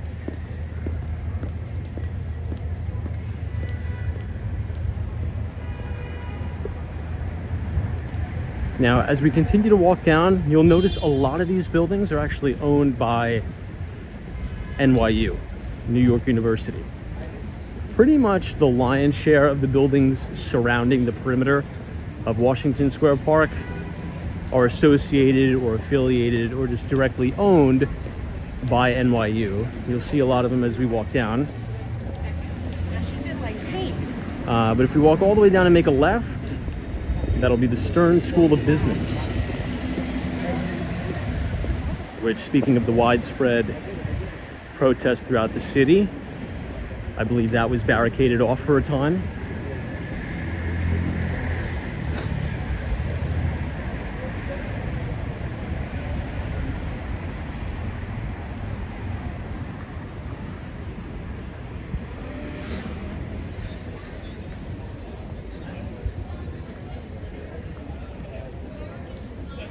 Alex says, can't wait to get back to New York City. Oh man, you have to come back. Summer's here. That was one of those Revel taxi share rides. Now, something that they have in Miami, which is awesome, is the company is called Freebie. You guys should check this out if anybody's looking to move to Miami. This is actually a pretty decent perk. There's this company called Freebie that is exactly that. They give free taxi rides. So it's like an Uber, right? I think the way they make their money is they run advertising on the inside of the vehicle and the outside sometimes. So you'll have like these decals. And they'll take you all over Miami, which I think is really good for seniors, right? Imagine if you're a senior citizen, you know, you don't have somebody around all the time to drive you around, and you don't have the money to pay for Uber, you can just call freebies. They'll take you to the grocery store, they'll take you to the beach, they'll take you to doctor's appointments, they'll take you anywhere. And now they have this brand new fleet of Teslas. They have Tesla Model Ys, and they have a few Tesla Model X models. It's a pretty cool company. Check it out. Freebee, Freebee. They're in North Miami Beach. They're in Bal Harbor. They're Bay Harbor Islands. And I think they're in North Beach, and they're going to continue to expand. I don't know how it's a profitable business. I don't understand, but the neatness is how much it's free. So you download the app and you just call it, and they come and pick you up and drive you anywhere you want for free. It's crazy. I've never tried it out. I just see them all over the place. Bryant Pros is Freebie. Yep, that's it. It's a cool company. Check it out. If you go on their website, you'll see the map of where you can take those vehicles, and you can see their entire list of their fleet, which is cool. Who knows, maybe they'll have like autonomous free taxis in New York City soon. You know, on the topic of taxes, you know, with the amount of taxes that we pay, we could probably make it like a government subsidized, you know, taxi program. See, I would be in support of something like that for seniors, right? Let's say if you're 65 years of age or older in New York, you can have access to this application, and you could take cabs all around the city. See, that's something I would be like, okay, that's fair, right? Because many seniors, they don't want to take the subway. Maybe they don't feel safe. You know, maybe they don't have the mobility to get around. I would totally be in favor of tax dollars going towards something like that. Right? All right, Washington Square Park, my friends. Looks like you have a lot of media.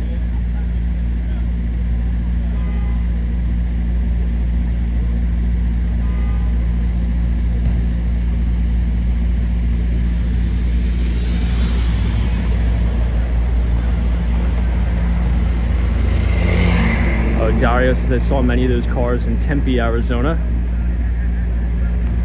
Why does that ring a bell? Tempe. Is that where ASU is, I believe? In Tempe? Arizona State University, I believe, is there? Or no?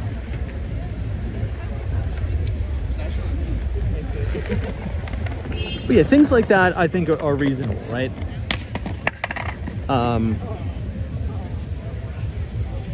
I think that's tax money well spent, not wasted. You know, instead of funneling and siphoning money all over the world to foreign countries. All right, let's buy a fleet of, let's say, 50 Teslas. And we'll put, you know, 10 in Manhattan, 4 or 5 in the Bronx, spread them out amongst the boroughs. And if you're a senior, you can call these freebies and it'll take you to doctor's appointments. It'll take you to the supermarket. I think that's fair. Now see, things like that will never happen because that makes sense, right? If it makes sense and it's reasonable, we would never want to do something like that. NBA Lies, Tempe is the city where driverless cars are being tested. Now who's running the program on that? Is that Waymo, or is it a partnership between Waymo and Cruise, or both?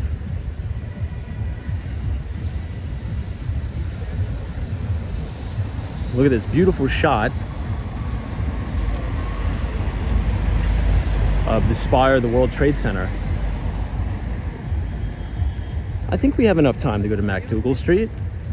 We'll check it out. Love this neighborhood, particularly during the summer. Yo, Andy, Come through here, I help. Load some stuff. NBA Lives is Waymo and a few others. You know, but it's this very interesting company. It's not an autonomous vehicle company. They make the components that they sell to these auto OEMs. Why am I forgetting the name of the company? They're an Israeli-based company.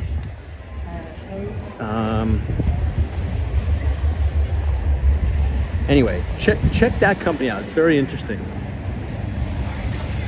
And the entire reason why it came up on my radar is because it IPO'd 2 years ago when the IPO markets were essentially shut off, non-existent.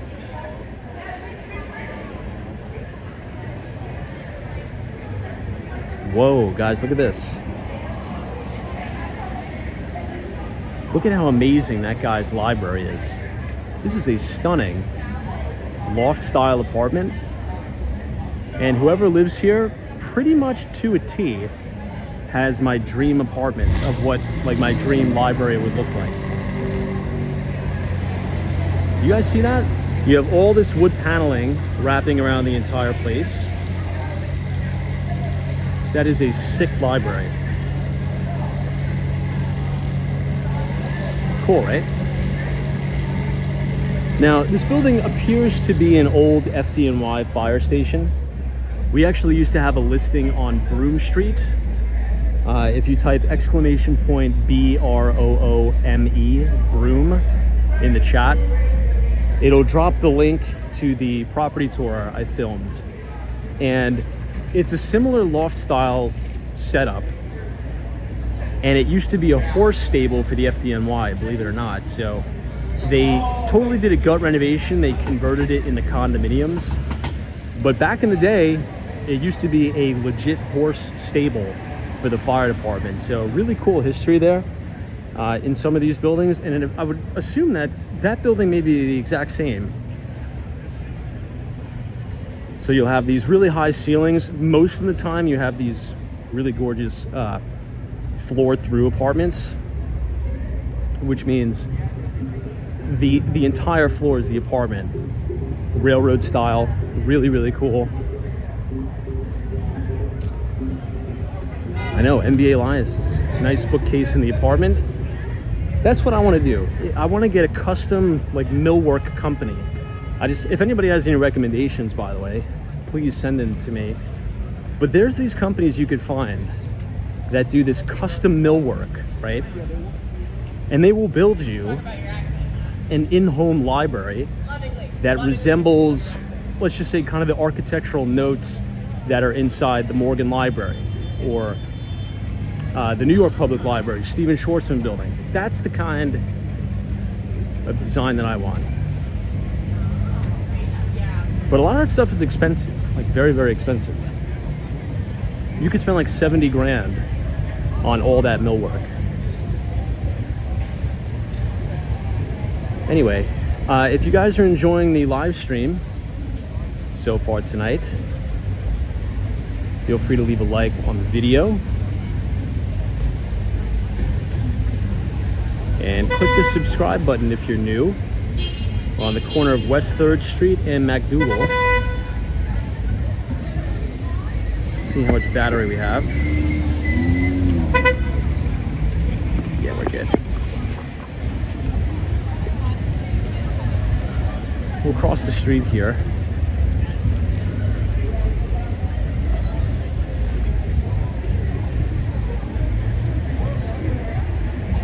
Let's go by the,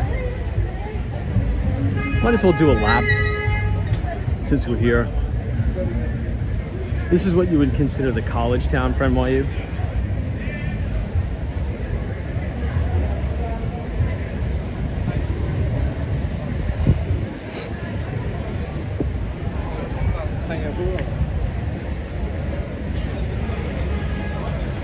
There used to be this amazing ramen place up here.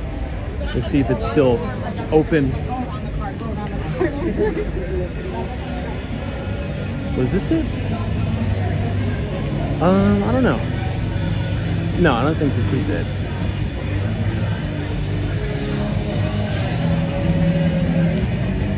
somewhere over here.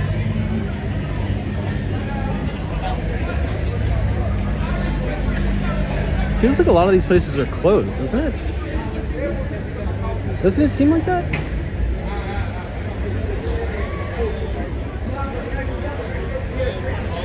At least a lot of it looks closed.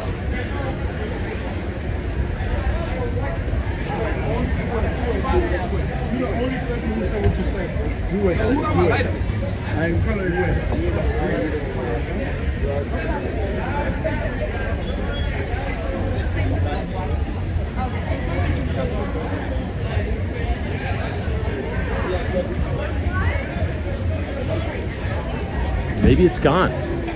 It's strange. Also, I don't think it was a ramen place. I think it was a pho place.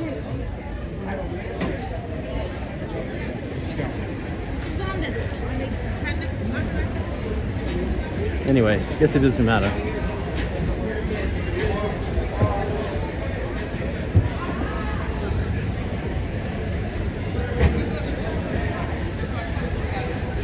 But hold on, we'll stand off to the side. Because doesn't it seem like a lot of these places are now closing down? This place seems totally blown out. So one. Taco Village, New York seems totally blown out and vacant too. And this Cleaners seems totally vacant.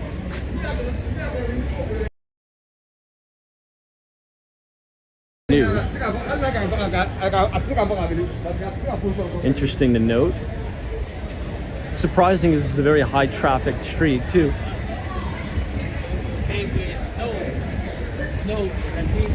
This is where a lot of the college students at NYU kind of hang out, or live too, if you don't live on campus in the dorms.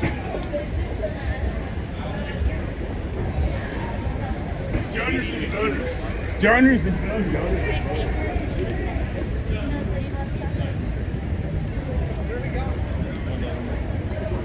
Yeah, whoa, that's strange. I feel like all this stuff used to be like rocking. This place is vacant now. Let's go around the block and see just how many places have closed down. Or maybe it's just late and they've closed? Are you coming to drink? I don't think so, though. Right? I mean, I guess I'll ask the audience here. Out of all the times we've done the streams near NYU, I feel as if most of these places, it was like 100% occupancy here.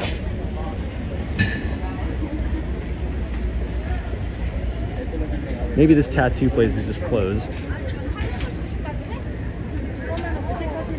We'll give it the benefit of the doubt. It's probably just late.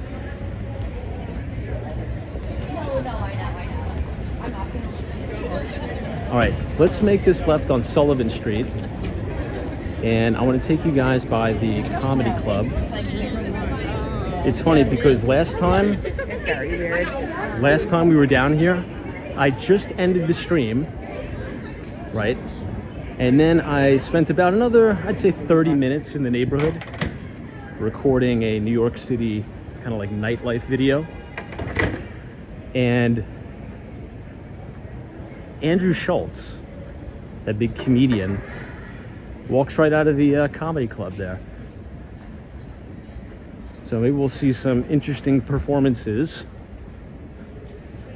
as we go around the block and walk down there. We'll see.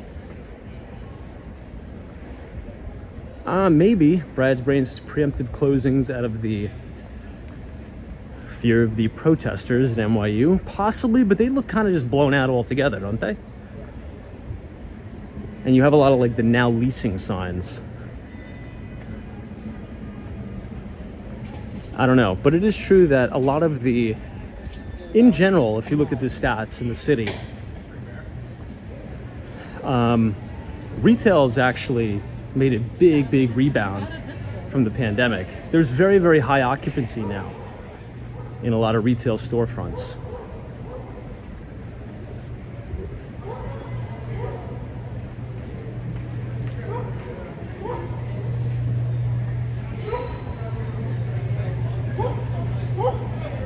All right, make this left.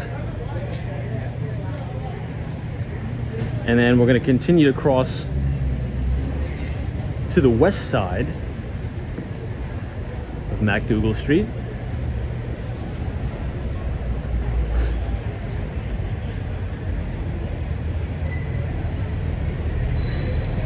Jack's, very few of those places look wheelchair accessible. No, I think they all are. I think by law they have to be.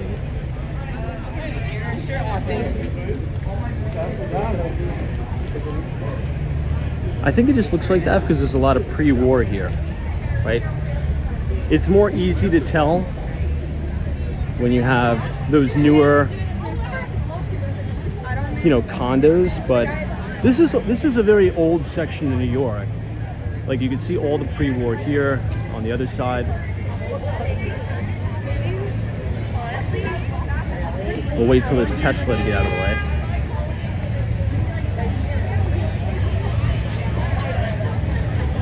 All right. How was your night?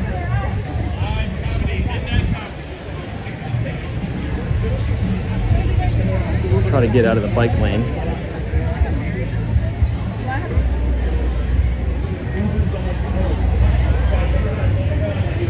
Look at those guys on the fire escape.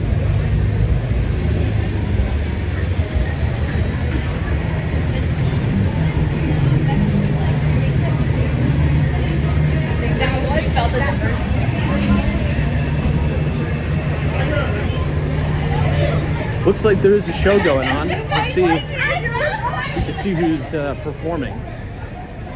Is that what they call it? A comedy performance? Who's performing at the show? Oops, we're getting in the line. We don't want to get in the line.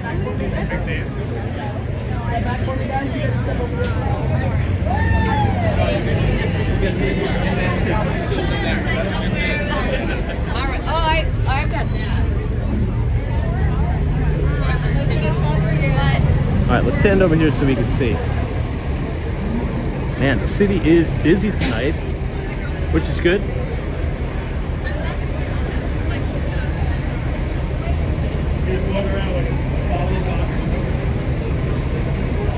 Now this place across the street is very famous too. Blue Note Jazz.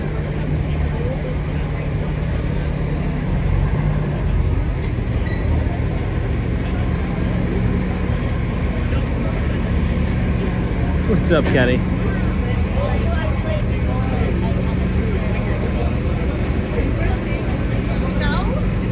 It's like the best friend necklace. Yeah, it definitely takes a special type of person to want to live in New York, right? I get it. Definitely not for everybody.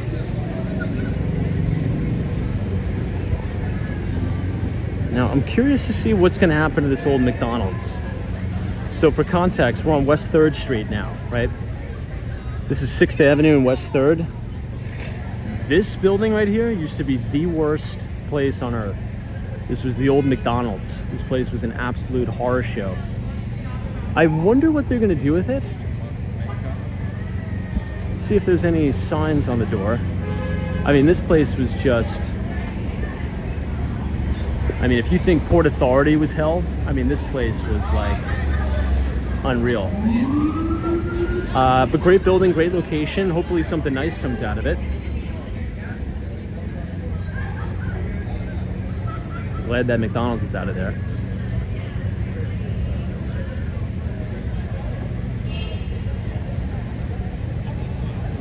Mark Francis's Burn It. It looks like they're doing an interior demo. Now here's the thing about the Village, right? There's a lot of, well, there's a lot of regulation on what you can and can't do to the facade of some of these buildings. They're historically protected, many of them. I'm not sure if that's the case here, but I mean, I feel if you're gonna gut the whole thing on the inside, you should probably pretty up the facade on the outside. That's just me. I don't know if they can do that, but if they could, I definitely think that would be worth the money.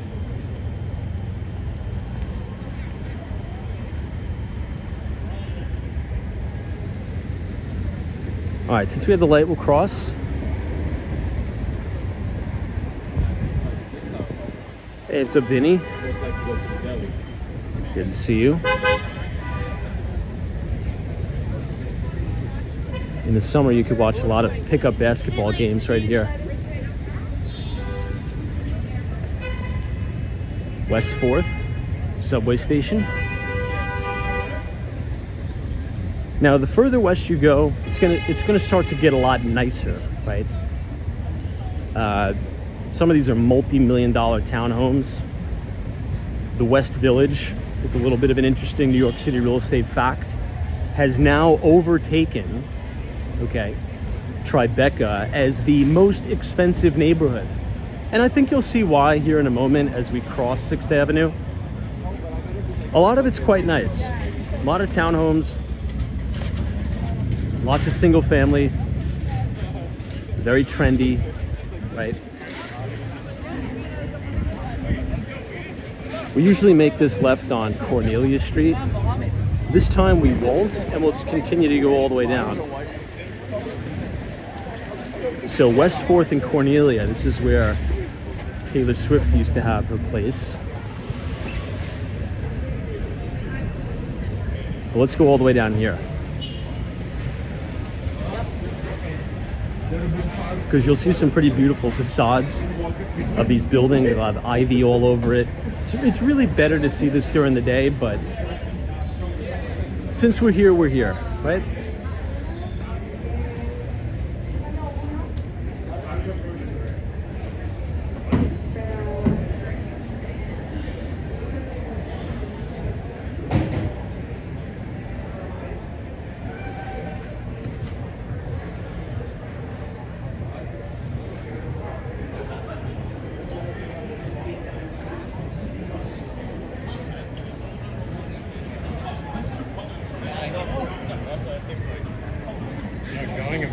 See, like, look at these. Look at this strip of buildings here on Jones Street. It's beautiful, right? You have these really bright brick facades. You know, it almost kind of reminds me of Cybertruck. Did anybody else hear that? Someone said Cybertruck. There is a Cybertruck. Whoa, let's check it out.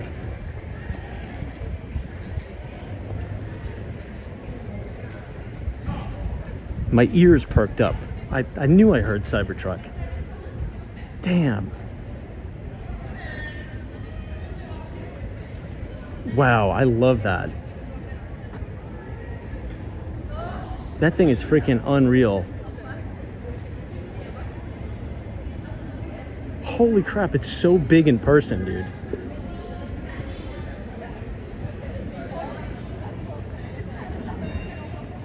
That thing looks like a freaking spaceship. Doesn't it? What do you guys think? That thing is sick.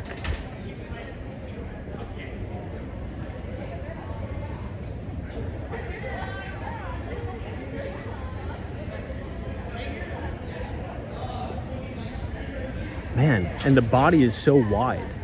It's wide and it's long. I mean, just compare it to this kind of mini Mercedes SUV Sprinter van, right? It's huge compared. I'd say it's probably as long as like a Ford F-150. Maybe a tad, I don't know. We could probably just look up the exact dimensions, but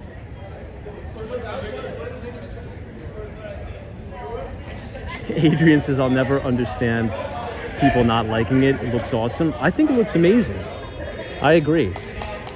See, this is interesting market research, right?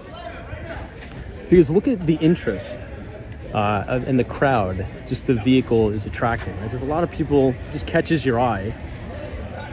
And yeah, it's a very, very cool piece of engineering.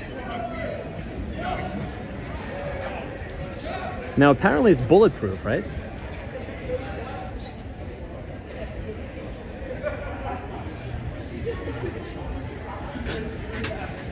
It's dope.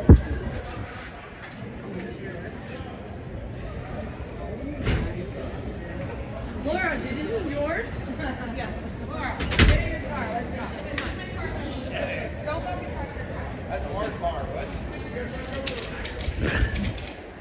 That thing is so sick, man. All right, we'll take a quick poll in the chat. Do you like the Cybertruck, the design, or not like the design? Thumbs up or thumbs down on the Cybertruck. What it is that it's just so different than anything else that's on the road. So it just like, the moment you can see it from a mile away because it looks just so different than anything else that's on the market. DC322 says it's a cyber trash. Sunshine After Rain says no. Shell says no. So we're actually about 50-50 on people who like it and don't like it. Todd says no go. We'll walk this way just so we can pass it one more time. So this is officially the first Cybertruck we've seen in New York City, I believe. The only time that I've seen a Cybertruck in person is in Miami. So it's good that we have points on the board here in New York. Tim's is pretty ugly. I think it's unique would be the word. I don't know, I guess everybody has like an acquired taste for things, but I think it's good. I'd give it 2 thumbs up. And I think that, I think Tesla in general, you saw the bottom of that stock about a week and a half ago, I think. Marketing videography, you like it. Dennis, you say, I say no. We're pretty much split, I'd say 50-50. Half the people hate it, half the people like it. Joel PM says thumbs up. Well, at least I'm glad we saw it. I heard a very faint Cybertruck, and I was like, huh. I knew I heard that. Stylish Bunny says too boxy. Now, here's an actual real problem in New York City. I don't think that will ever be allowed in a New York City parking garage. Because they even deny many exotics. And I know it's weird. Over the past 2 years, I've been getting like a full education in New York City parking garages in terms of like the zoning, the laws, and the liability. I don't understand why you're gonna park that thing. It takes up so much space. It takes up like 2 full New York City parking spaces on the outside. There's no way that Cybertruck would fit on a traditional lift in a garage. Impossible, no way.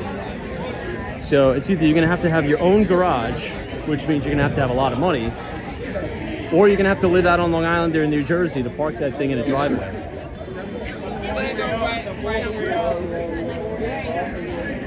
Oh, it's so busy tonight. Trying to navigate this. Oh, it's that Met Gala this week, right? Something like that? I'm not really big up on all that celebrity stuff, but I believe somebody said it's the Met Gala next week. When I was coming out of work last night, it was late. We bumped right into Pharrell. Oh, I think I streamed that, by the way. Yeah, we were streaming that right outside of Tiffany. We started the stream ridiculously late. And there was some big event coming out of the Tiffany store. Pharrell was there. I don't know who the other people were coming out, but...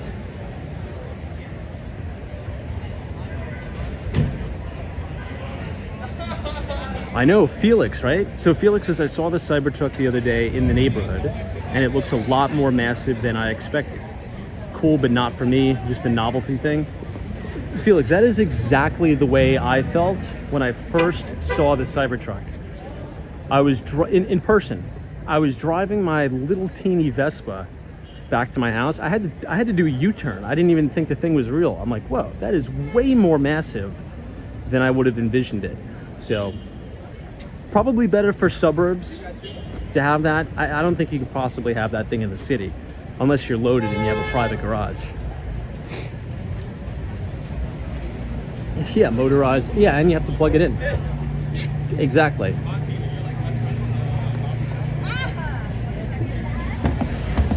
I don't know. I'm very optimistic on electric vehicles.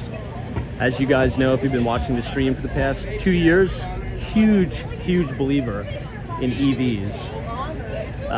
I think that's the future. And when it does come time for me to buy a car, it's 100% going to be an EV. And it's 90% likelihood it'll probably be a Tesla. We'll see.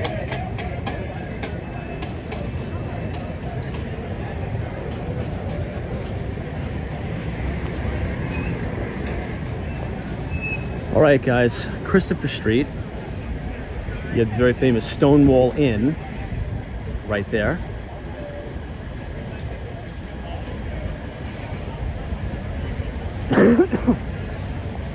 Very lively night tonight in the village, right?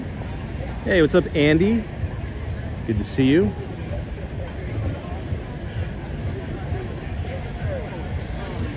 Jason says, how many walking steps or miles do you usually do in a day? According to my iPhone health app, I think it's 25,000. 25,000 steps usually a day.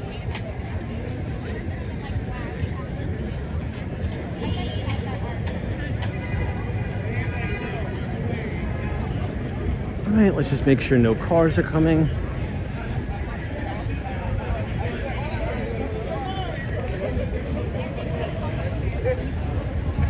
I don't know, what do you guys think? You like the village? Not like the village? It's Christopher Street. I don't know, I like it down here. Beautiful views of the World Trade Center.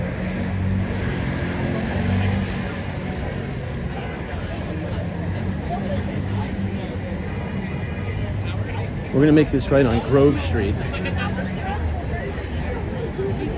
This place always has a line. Every time we come down here, quite literally a line out the door. Look at this. This is the very end of the line.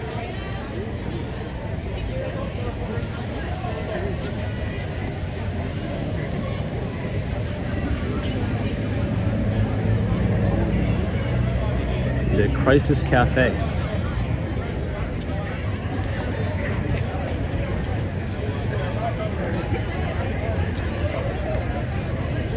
Interesting, right? It's probably about, if I had to ballpark it, hour and a half wait. Hey, what's up, Tom H? Says I grew up in the village with two CUNY. Oh, and you went to CUNY. Now a lawyer in Florida. Miss New York City so much. Oh, wow. I went to CUNY as well. Didn't become a lawyer. But yeah, I'm a CUNY kid too. We actually have a lot of viewers on this stream that are CUNY alumni. I went to CUNY John Jay. I'm not sure if we went to the same place. But yeah, right there on 59th Street, John Jay College of Criminal Justice.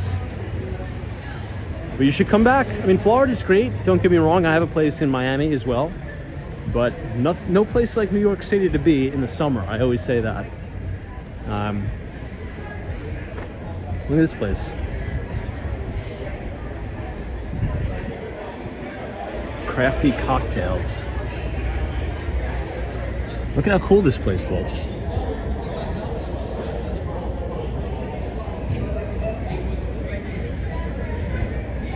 Kind of has like speakeasy vibes a little bit.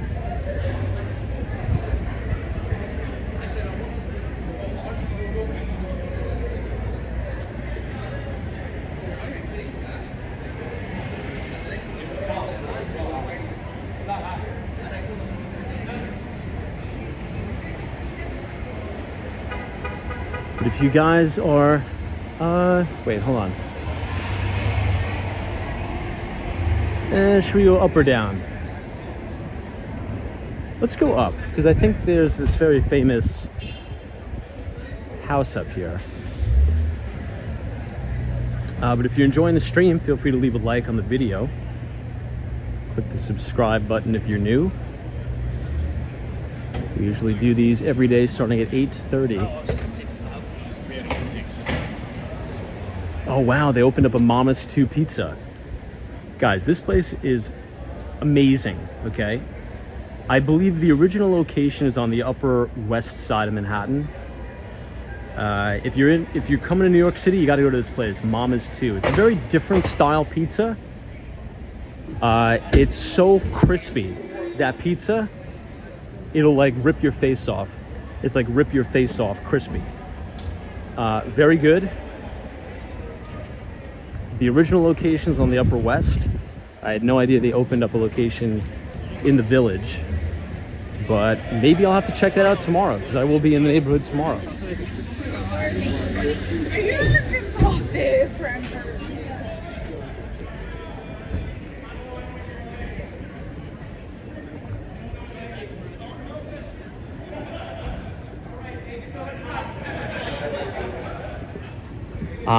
This is the competitor to the Le Labo brand. Remember we were talking about that? That New York, like soap, hair products brand? That place probably prints money. The margins on that stuff is probably insane.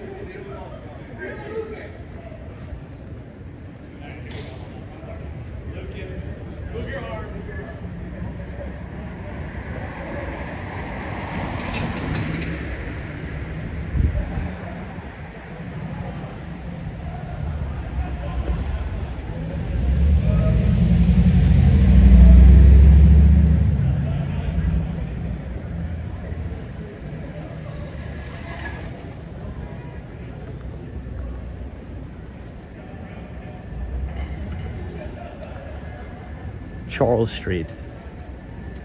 But what do you guys think? First impressions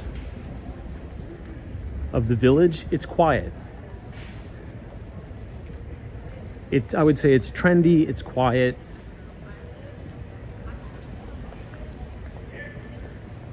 A lot of pre-war. Like I live by Westport. Look at how beautiful these apartments are. And you have these tree-lined streets, which is nice. Oh, these cops are gonna race. I got the guy in the white.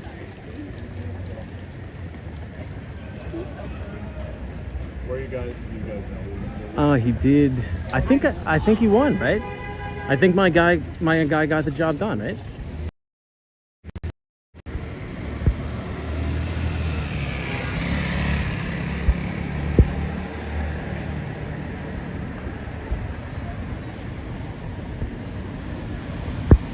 Yeah, I think my guy in the white got the jobs done. Good stuff. Great technique on that, by the way, too. Now, a lot of people, when they start off sprinting, they first take a step back. That's not correct. You have to lean into your sprint. So if you're ever racing somebody and you notice that they take a step back before they go, that means that you're probably going to cook them in a sprint.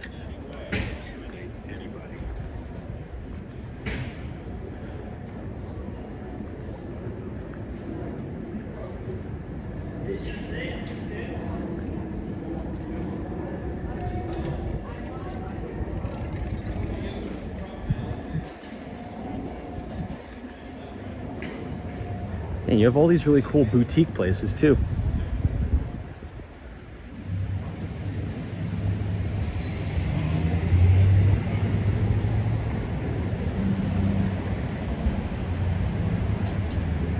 John's is quiet on a Friday. No, something is seriously wrong. You know, it's interesting, like, there's a lot of people that, if you're not from New York, your impression of New York City is Times Square, right? You think it's crazy packed and it's, you know, shoulder to shoulder, walking traffic all over the place. That's on very, very select blocks. You know, New York City is a normal place, just like anywhere else in America, where you have residential, quiet streets, and then if you go to the main places where all the bars, the restaurants are, it's packed. Like, you know, we just walked through MacDougal Street, the East Village, West Village, and it was a crazy busy night. This is residential West Village here. you know, this is where all the boutiques are, this is where all the shopping is, and these places close at normal business hours, right? Like 6 p.m. This is where people live. So it's not going to be, you know, crazy busy.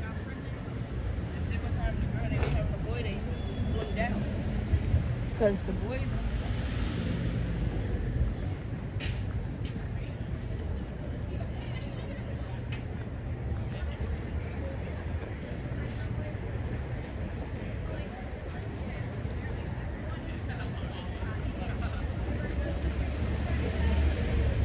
All right, Bank Street.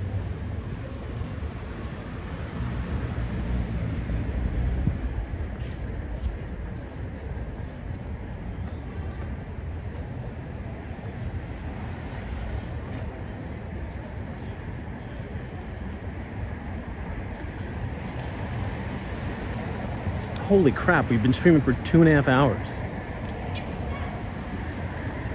What the heck? All right, we got to start heading back to 30th Street. Where did the time go, guys? Where did the time go? Felt like we just started, right?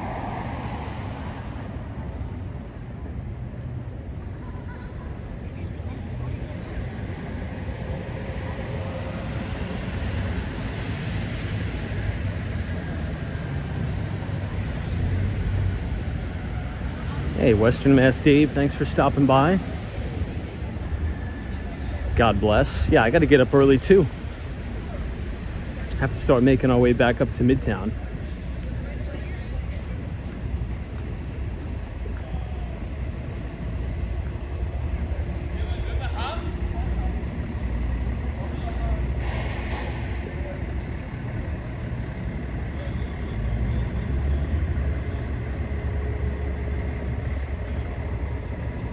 I feel like we covered a lot of ground tonight, though. Got to see a Cybertruck in person.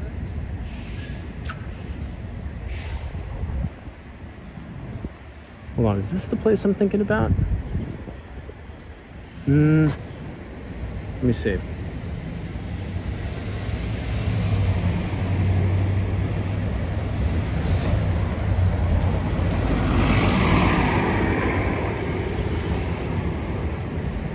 There's a really good Italian place up here somewhere.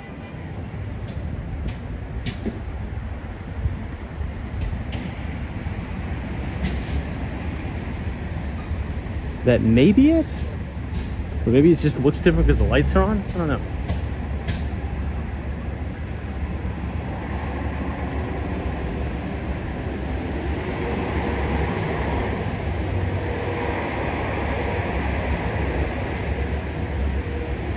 So we're gonna walk straight through Meatpacking.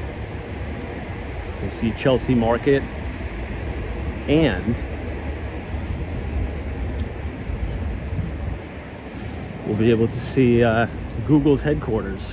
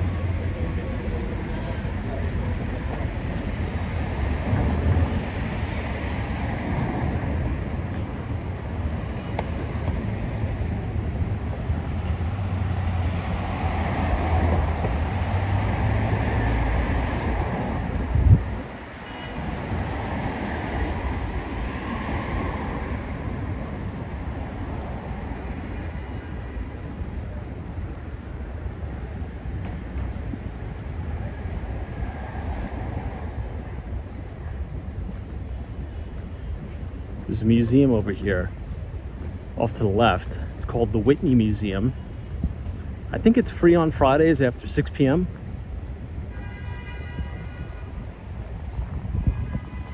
Here, I'll take you guys through here. This is gonna look so different to you, but this is an awesome place, particularly during the day. It's gonna look like you're in a completely different city. I'll probably have to take a standalone video here during the day. If it's sunny out, maybe I'll do that tomorrow. But this is kind of close to where the High Line ends, right? So you can get on the High Line and go all the way up to the Hudson Yards.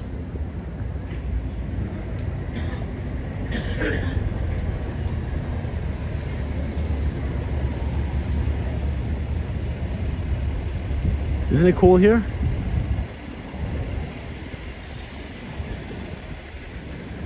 You have the Hermes store.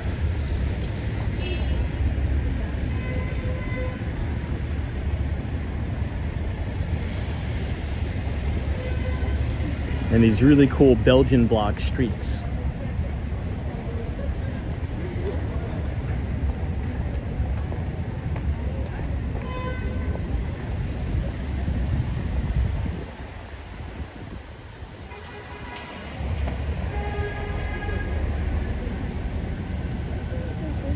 Omar says, how's your battery? Surprisingly pretty good. Surprisingly pretty good. All right, let's cross here. And I want to show you the Lucid Motors showroom. This is pretty cool.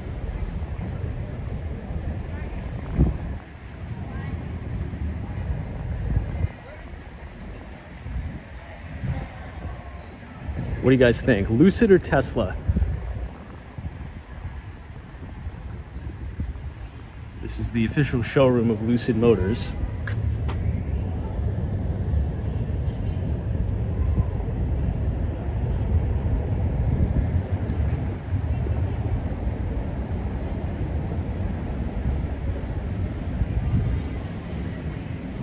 I love it down here, but this is all big money.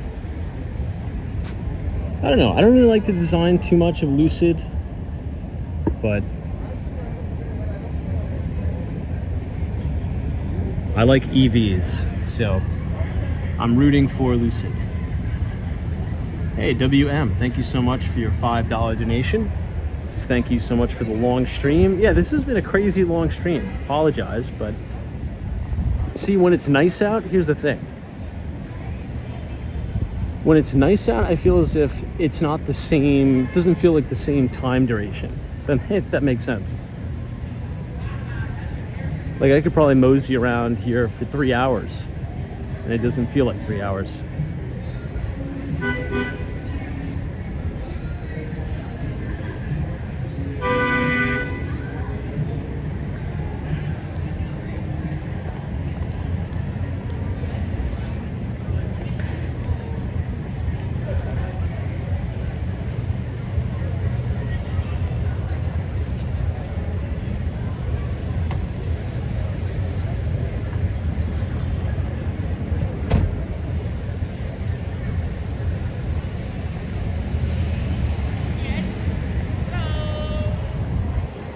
Lots of people out. Speaking of a Tesla, look at this Tesla taxi.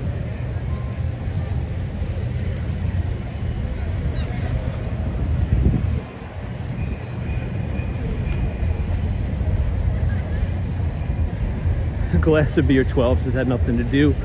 Appreciate your live stream. My flight was delayed. That's the worst, right? Sitting in the airport doing nothing. I'm glad we could keep you company on your wait.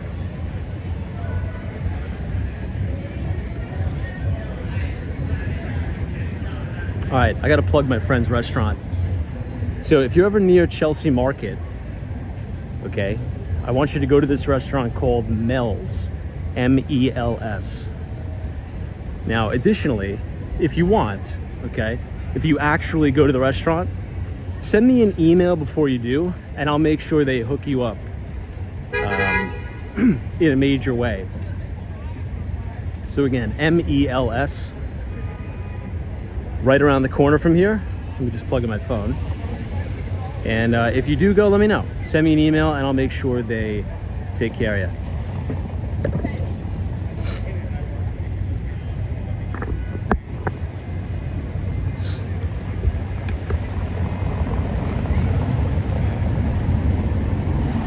All right, let me cross here.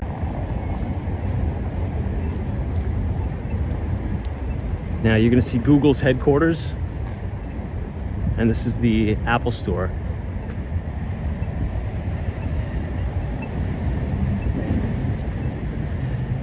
Now they don't have a core elevator, but they do have this cool spiral staircase going all the way up.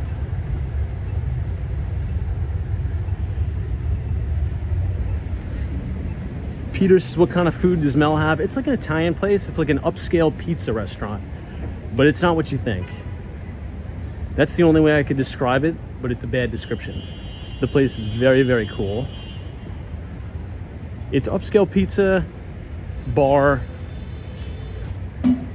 Come and check it out. I'll hook you up. Hey, New England Crypto, thank you so much for your very generous $5 donations. Thank you, Tom. This has been a great stream and awesome community. Needed this after a stressful day / week. Yeah, I feel like everybody had a crazy stressful week. But yeah, dude. And your mining setup looks awesome. I got your email. Now, this is the Starbucks Reserve Roastery. They actually have a bar all the way in the back at the top that serves alcoholic beverages. It's a pretty interesting place. But New England Crypto, thank you for your very kind and generous donation. Appreciate it.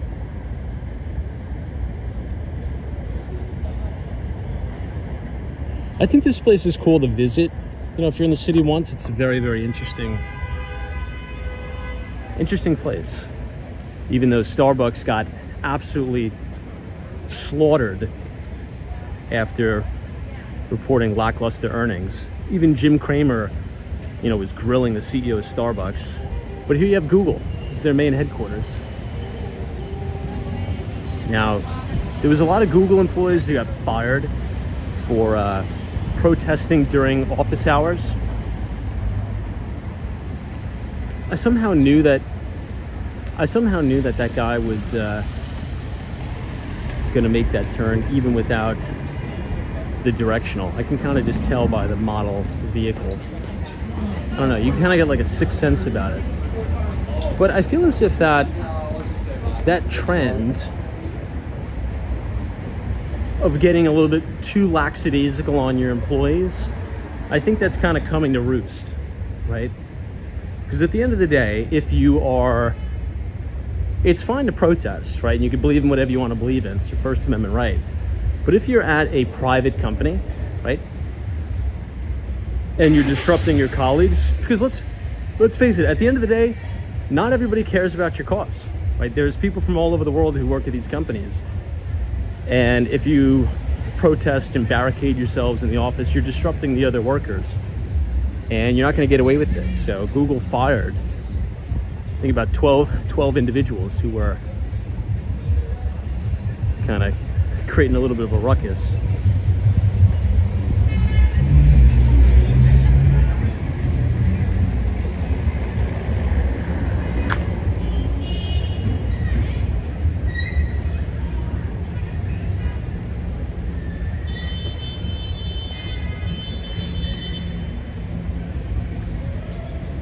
Brian says, I own shares though. Well, you're probably a pretty happy shareholder because they reported a lights out earnings report and stock gapped up about 10% on earnings. Earnings were actually fantastic at Alphabet. Hey, NBA Elias, thank you so much for your generous $5 donation. Thank you, Tom. Great stream as always. Perfect way to end the day. Thank you for your support. Appreciate it. Yeah, I didn't realize it's almost midnight. Holy crap. 10 minutes till midnight. We're still going. Well, I might as well, I'll take you guys back to 30th Street. That's where I got to go anyway. We're on 18th Street, so not too far away.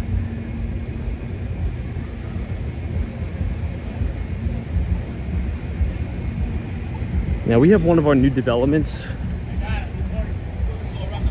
right here, 19th Street.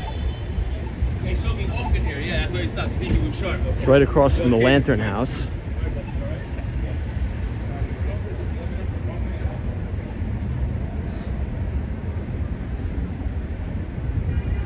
And I think over time, this NYCHA housing right here, I believe they're going to tear it down. You can see the spire of the Empire State Building right there. Look at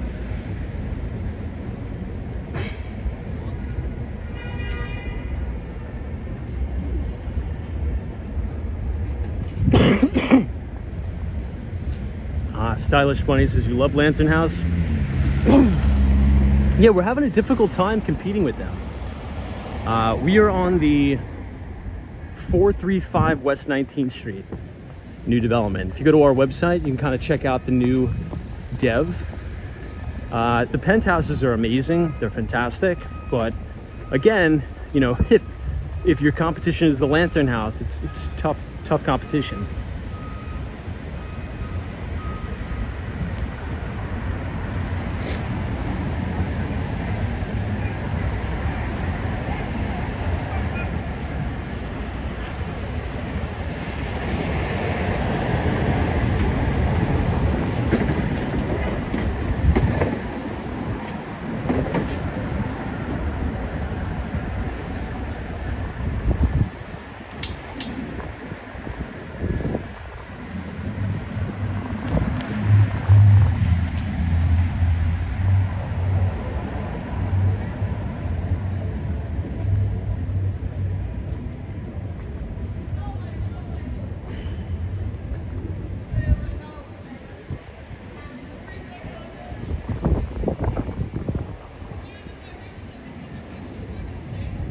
See these, we are about to transfer to Ohio. My husband works for Google. Hopefully won't be longer than a year.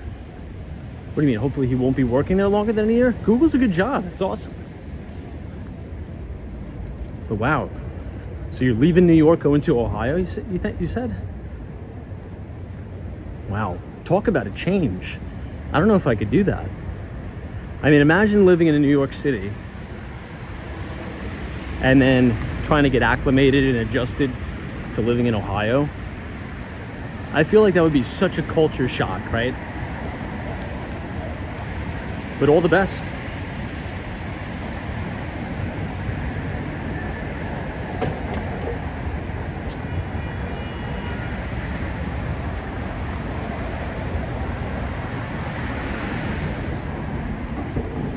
See, this is no in Ohio. Got it. Got it.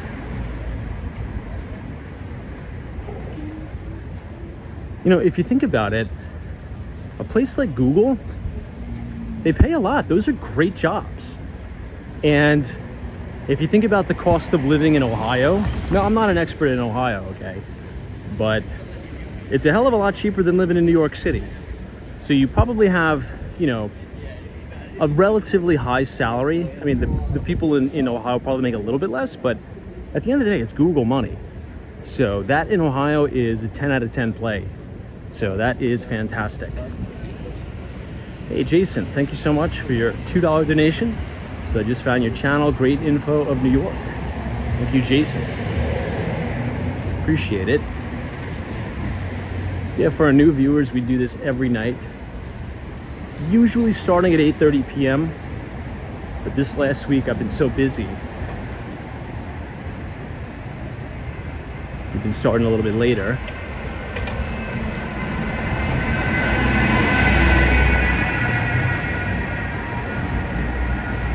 All right, we've transitioned to Chelsea.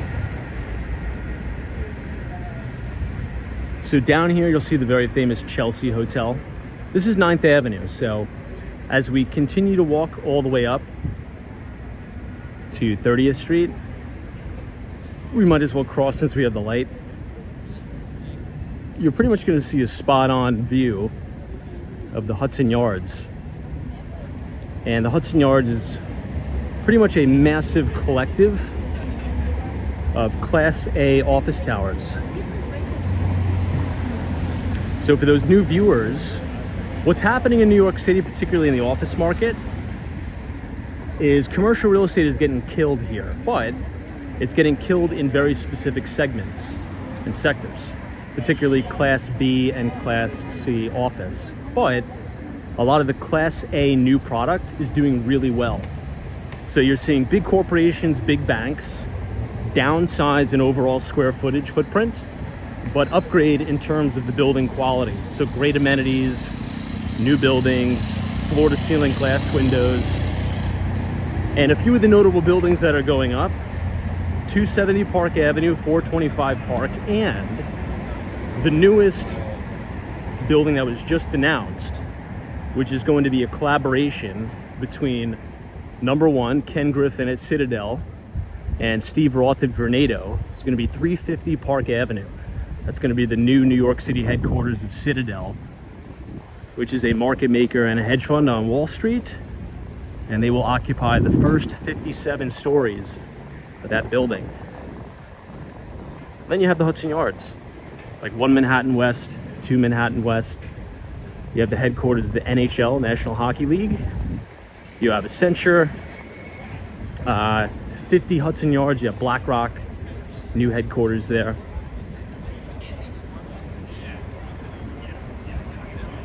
So the question is, with all of the older office towers, what are we going to do with them? They're all empty. Well, one idea has been to convert them into condos, but a lot of times it's very expensive. Speaking of 1 Manhattan West, it's that big glass skyscraper right in front of us.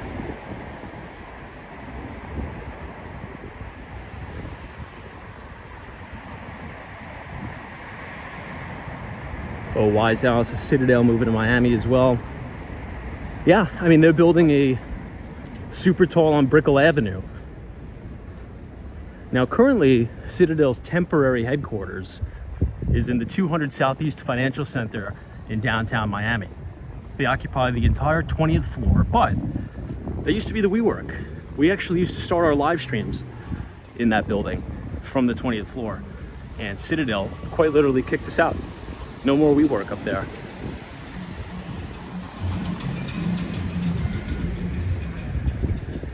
But check that out. That is the Hudson Yards. Such a cool development. Now, just because Citadel moved from Chicago, Illinois, doesn't mean that they don't have a big footprint there. They still have a lot of employees in Chicago.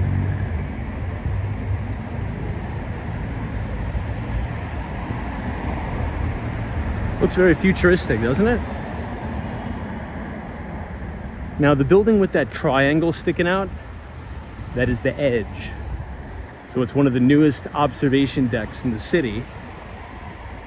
And it kind of is similar to the CN Tower in Toronto, Canada, where you have the glass floor.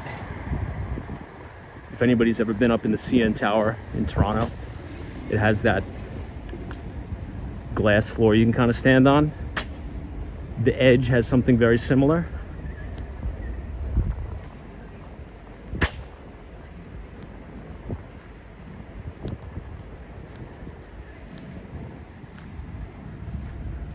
But if you guys have enjoyed the live stream tonight, feel free to leave a like on the video and click the subscribe button if you're new. We do these streams almost every day, starting at 8:30. And we should be back tomorrow.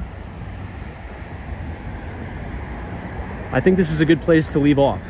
Beautiful shot of the Empire State Building. Oh, is it really 1 more minute till midnight? All right, we'll stay on for 1 more minute.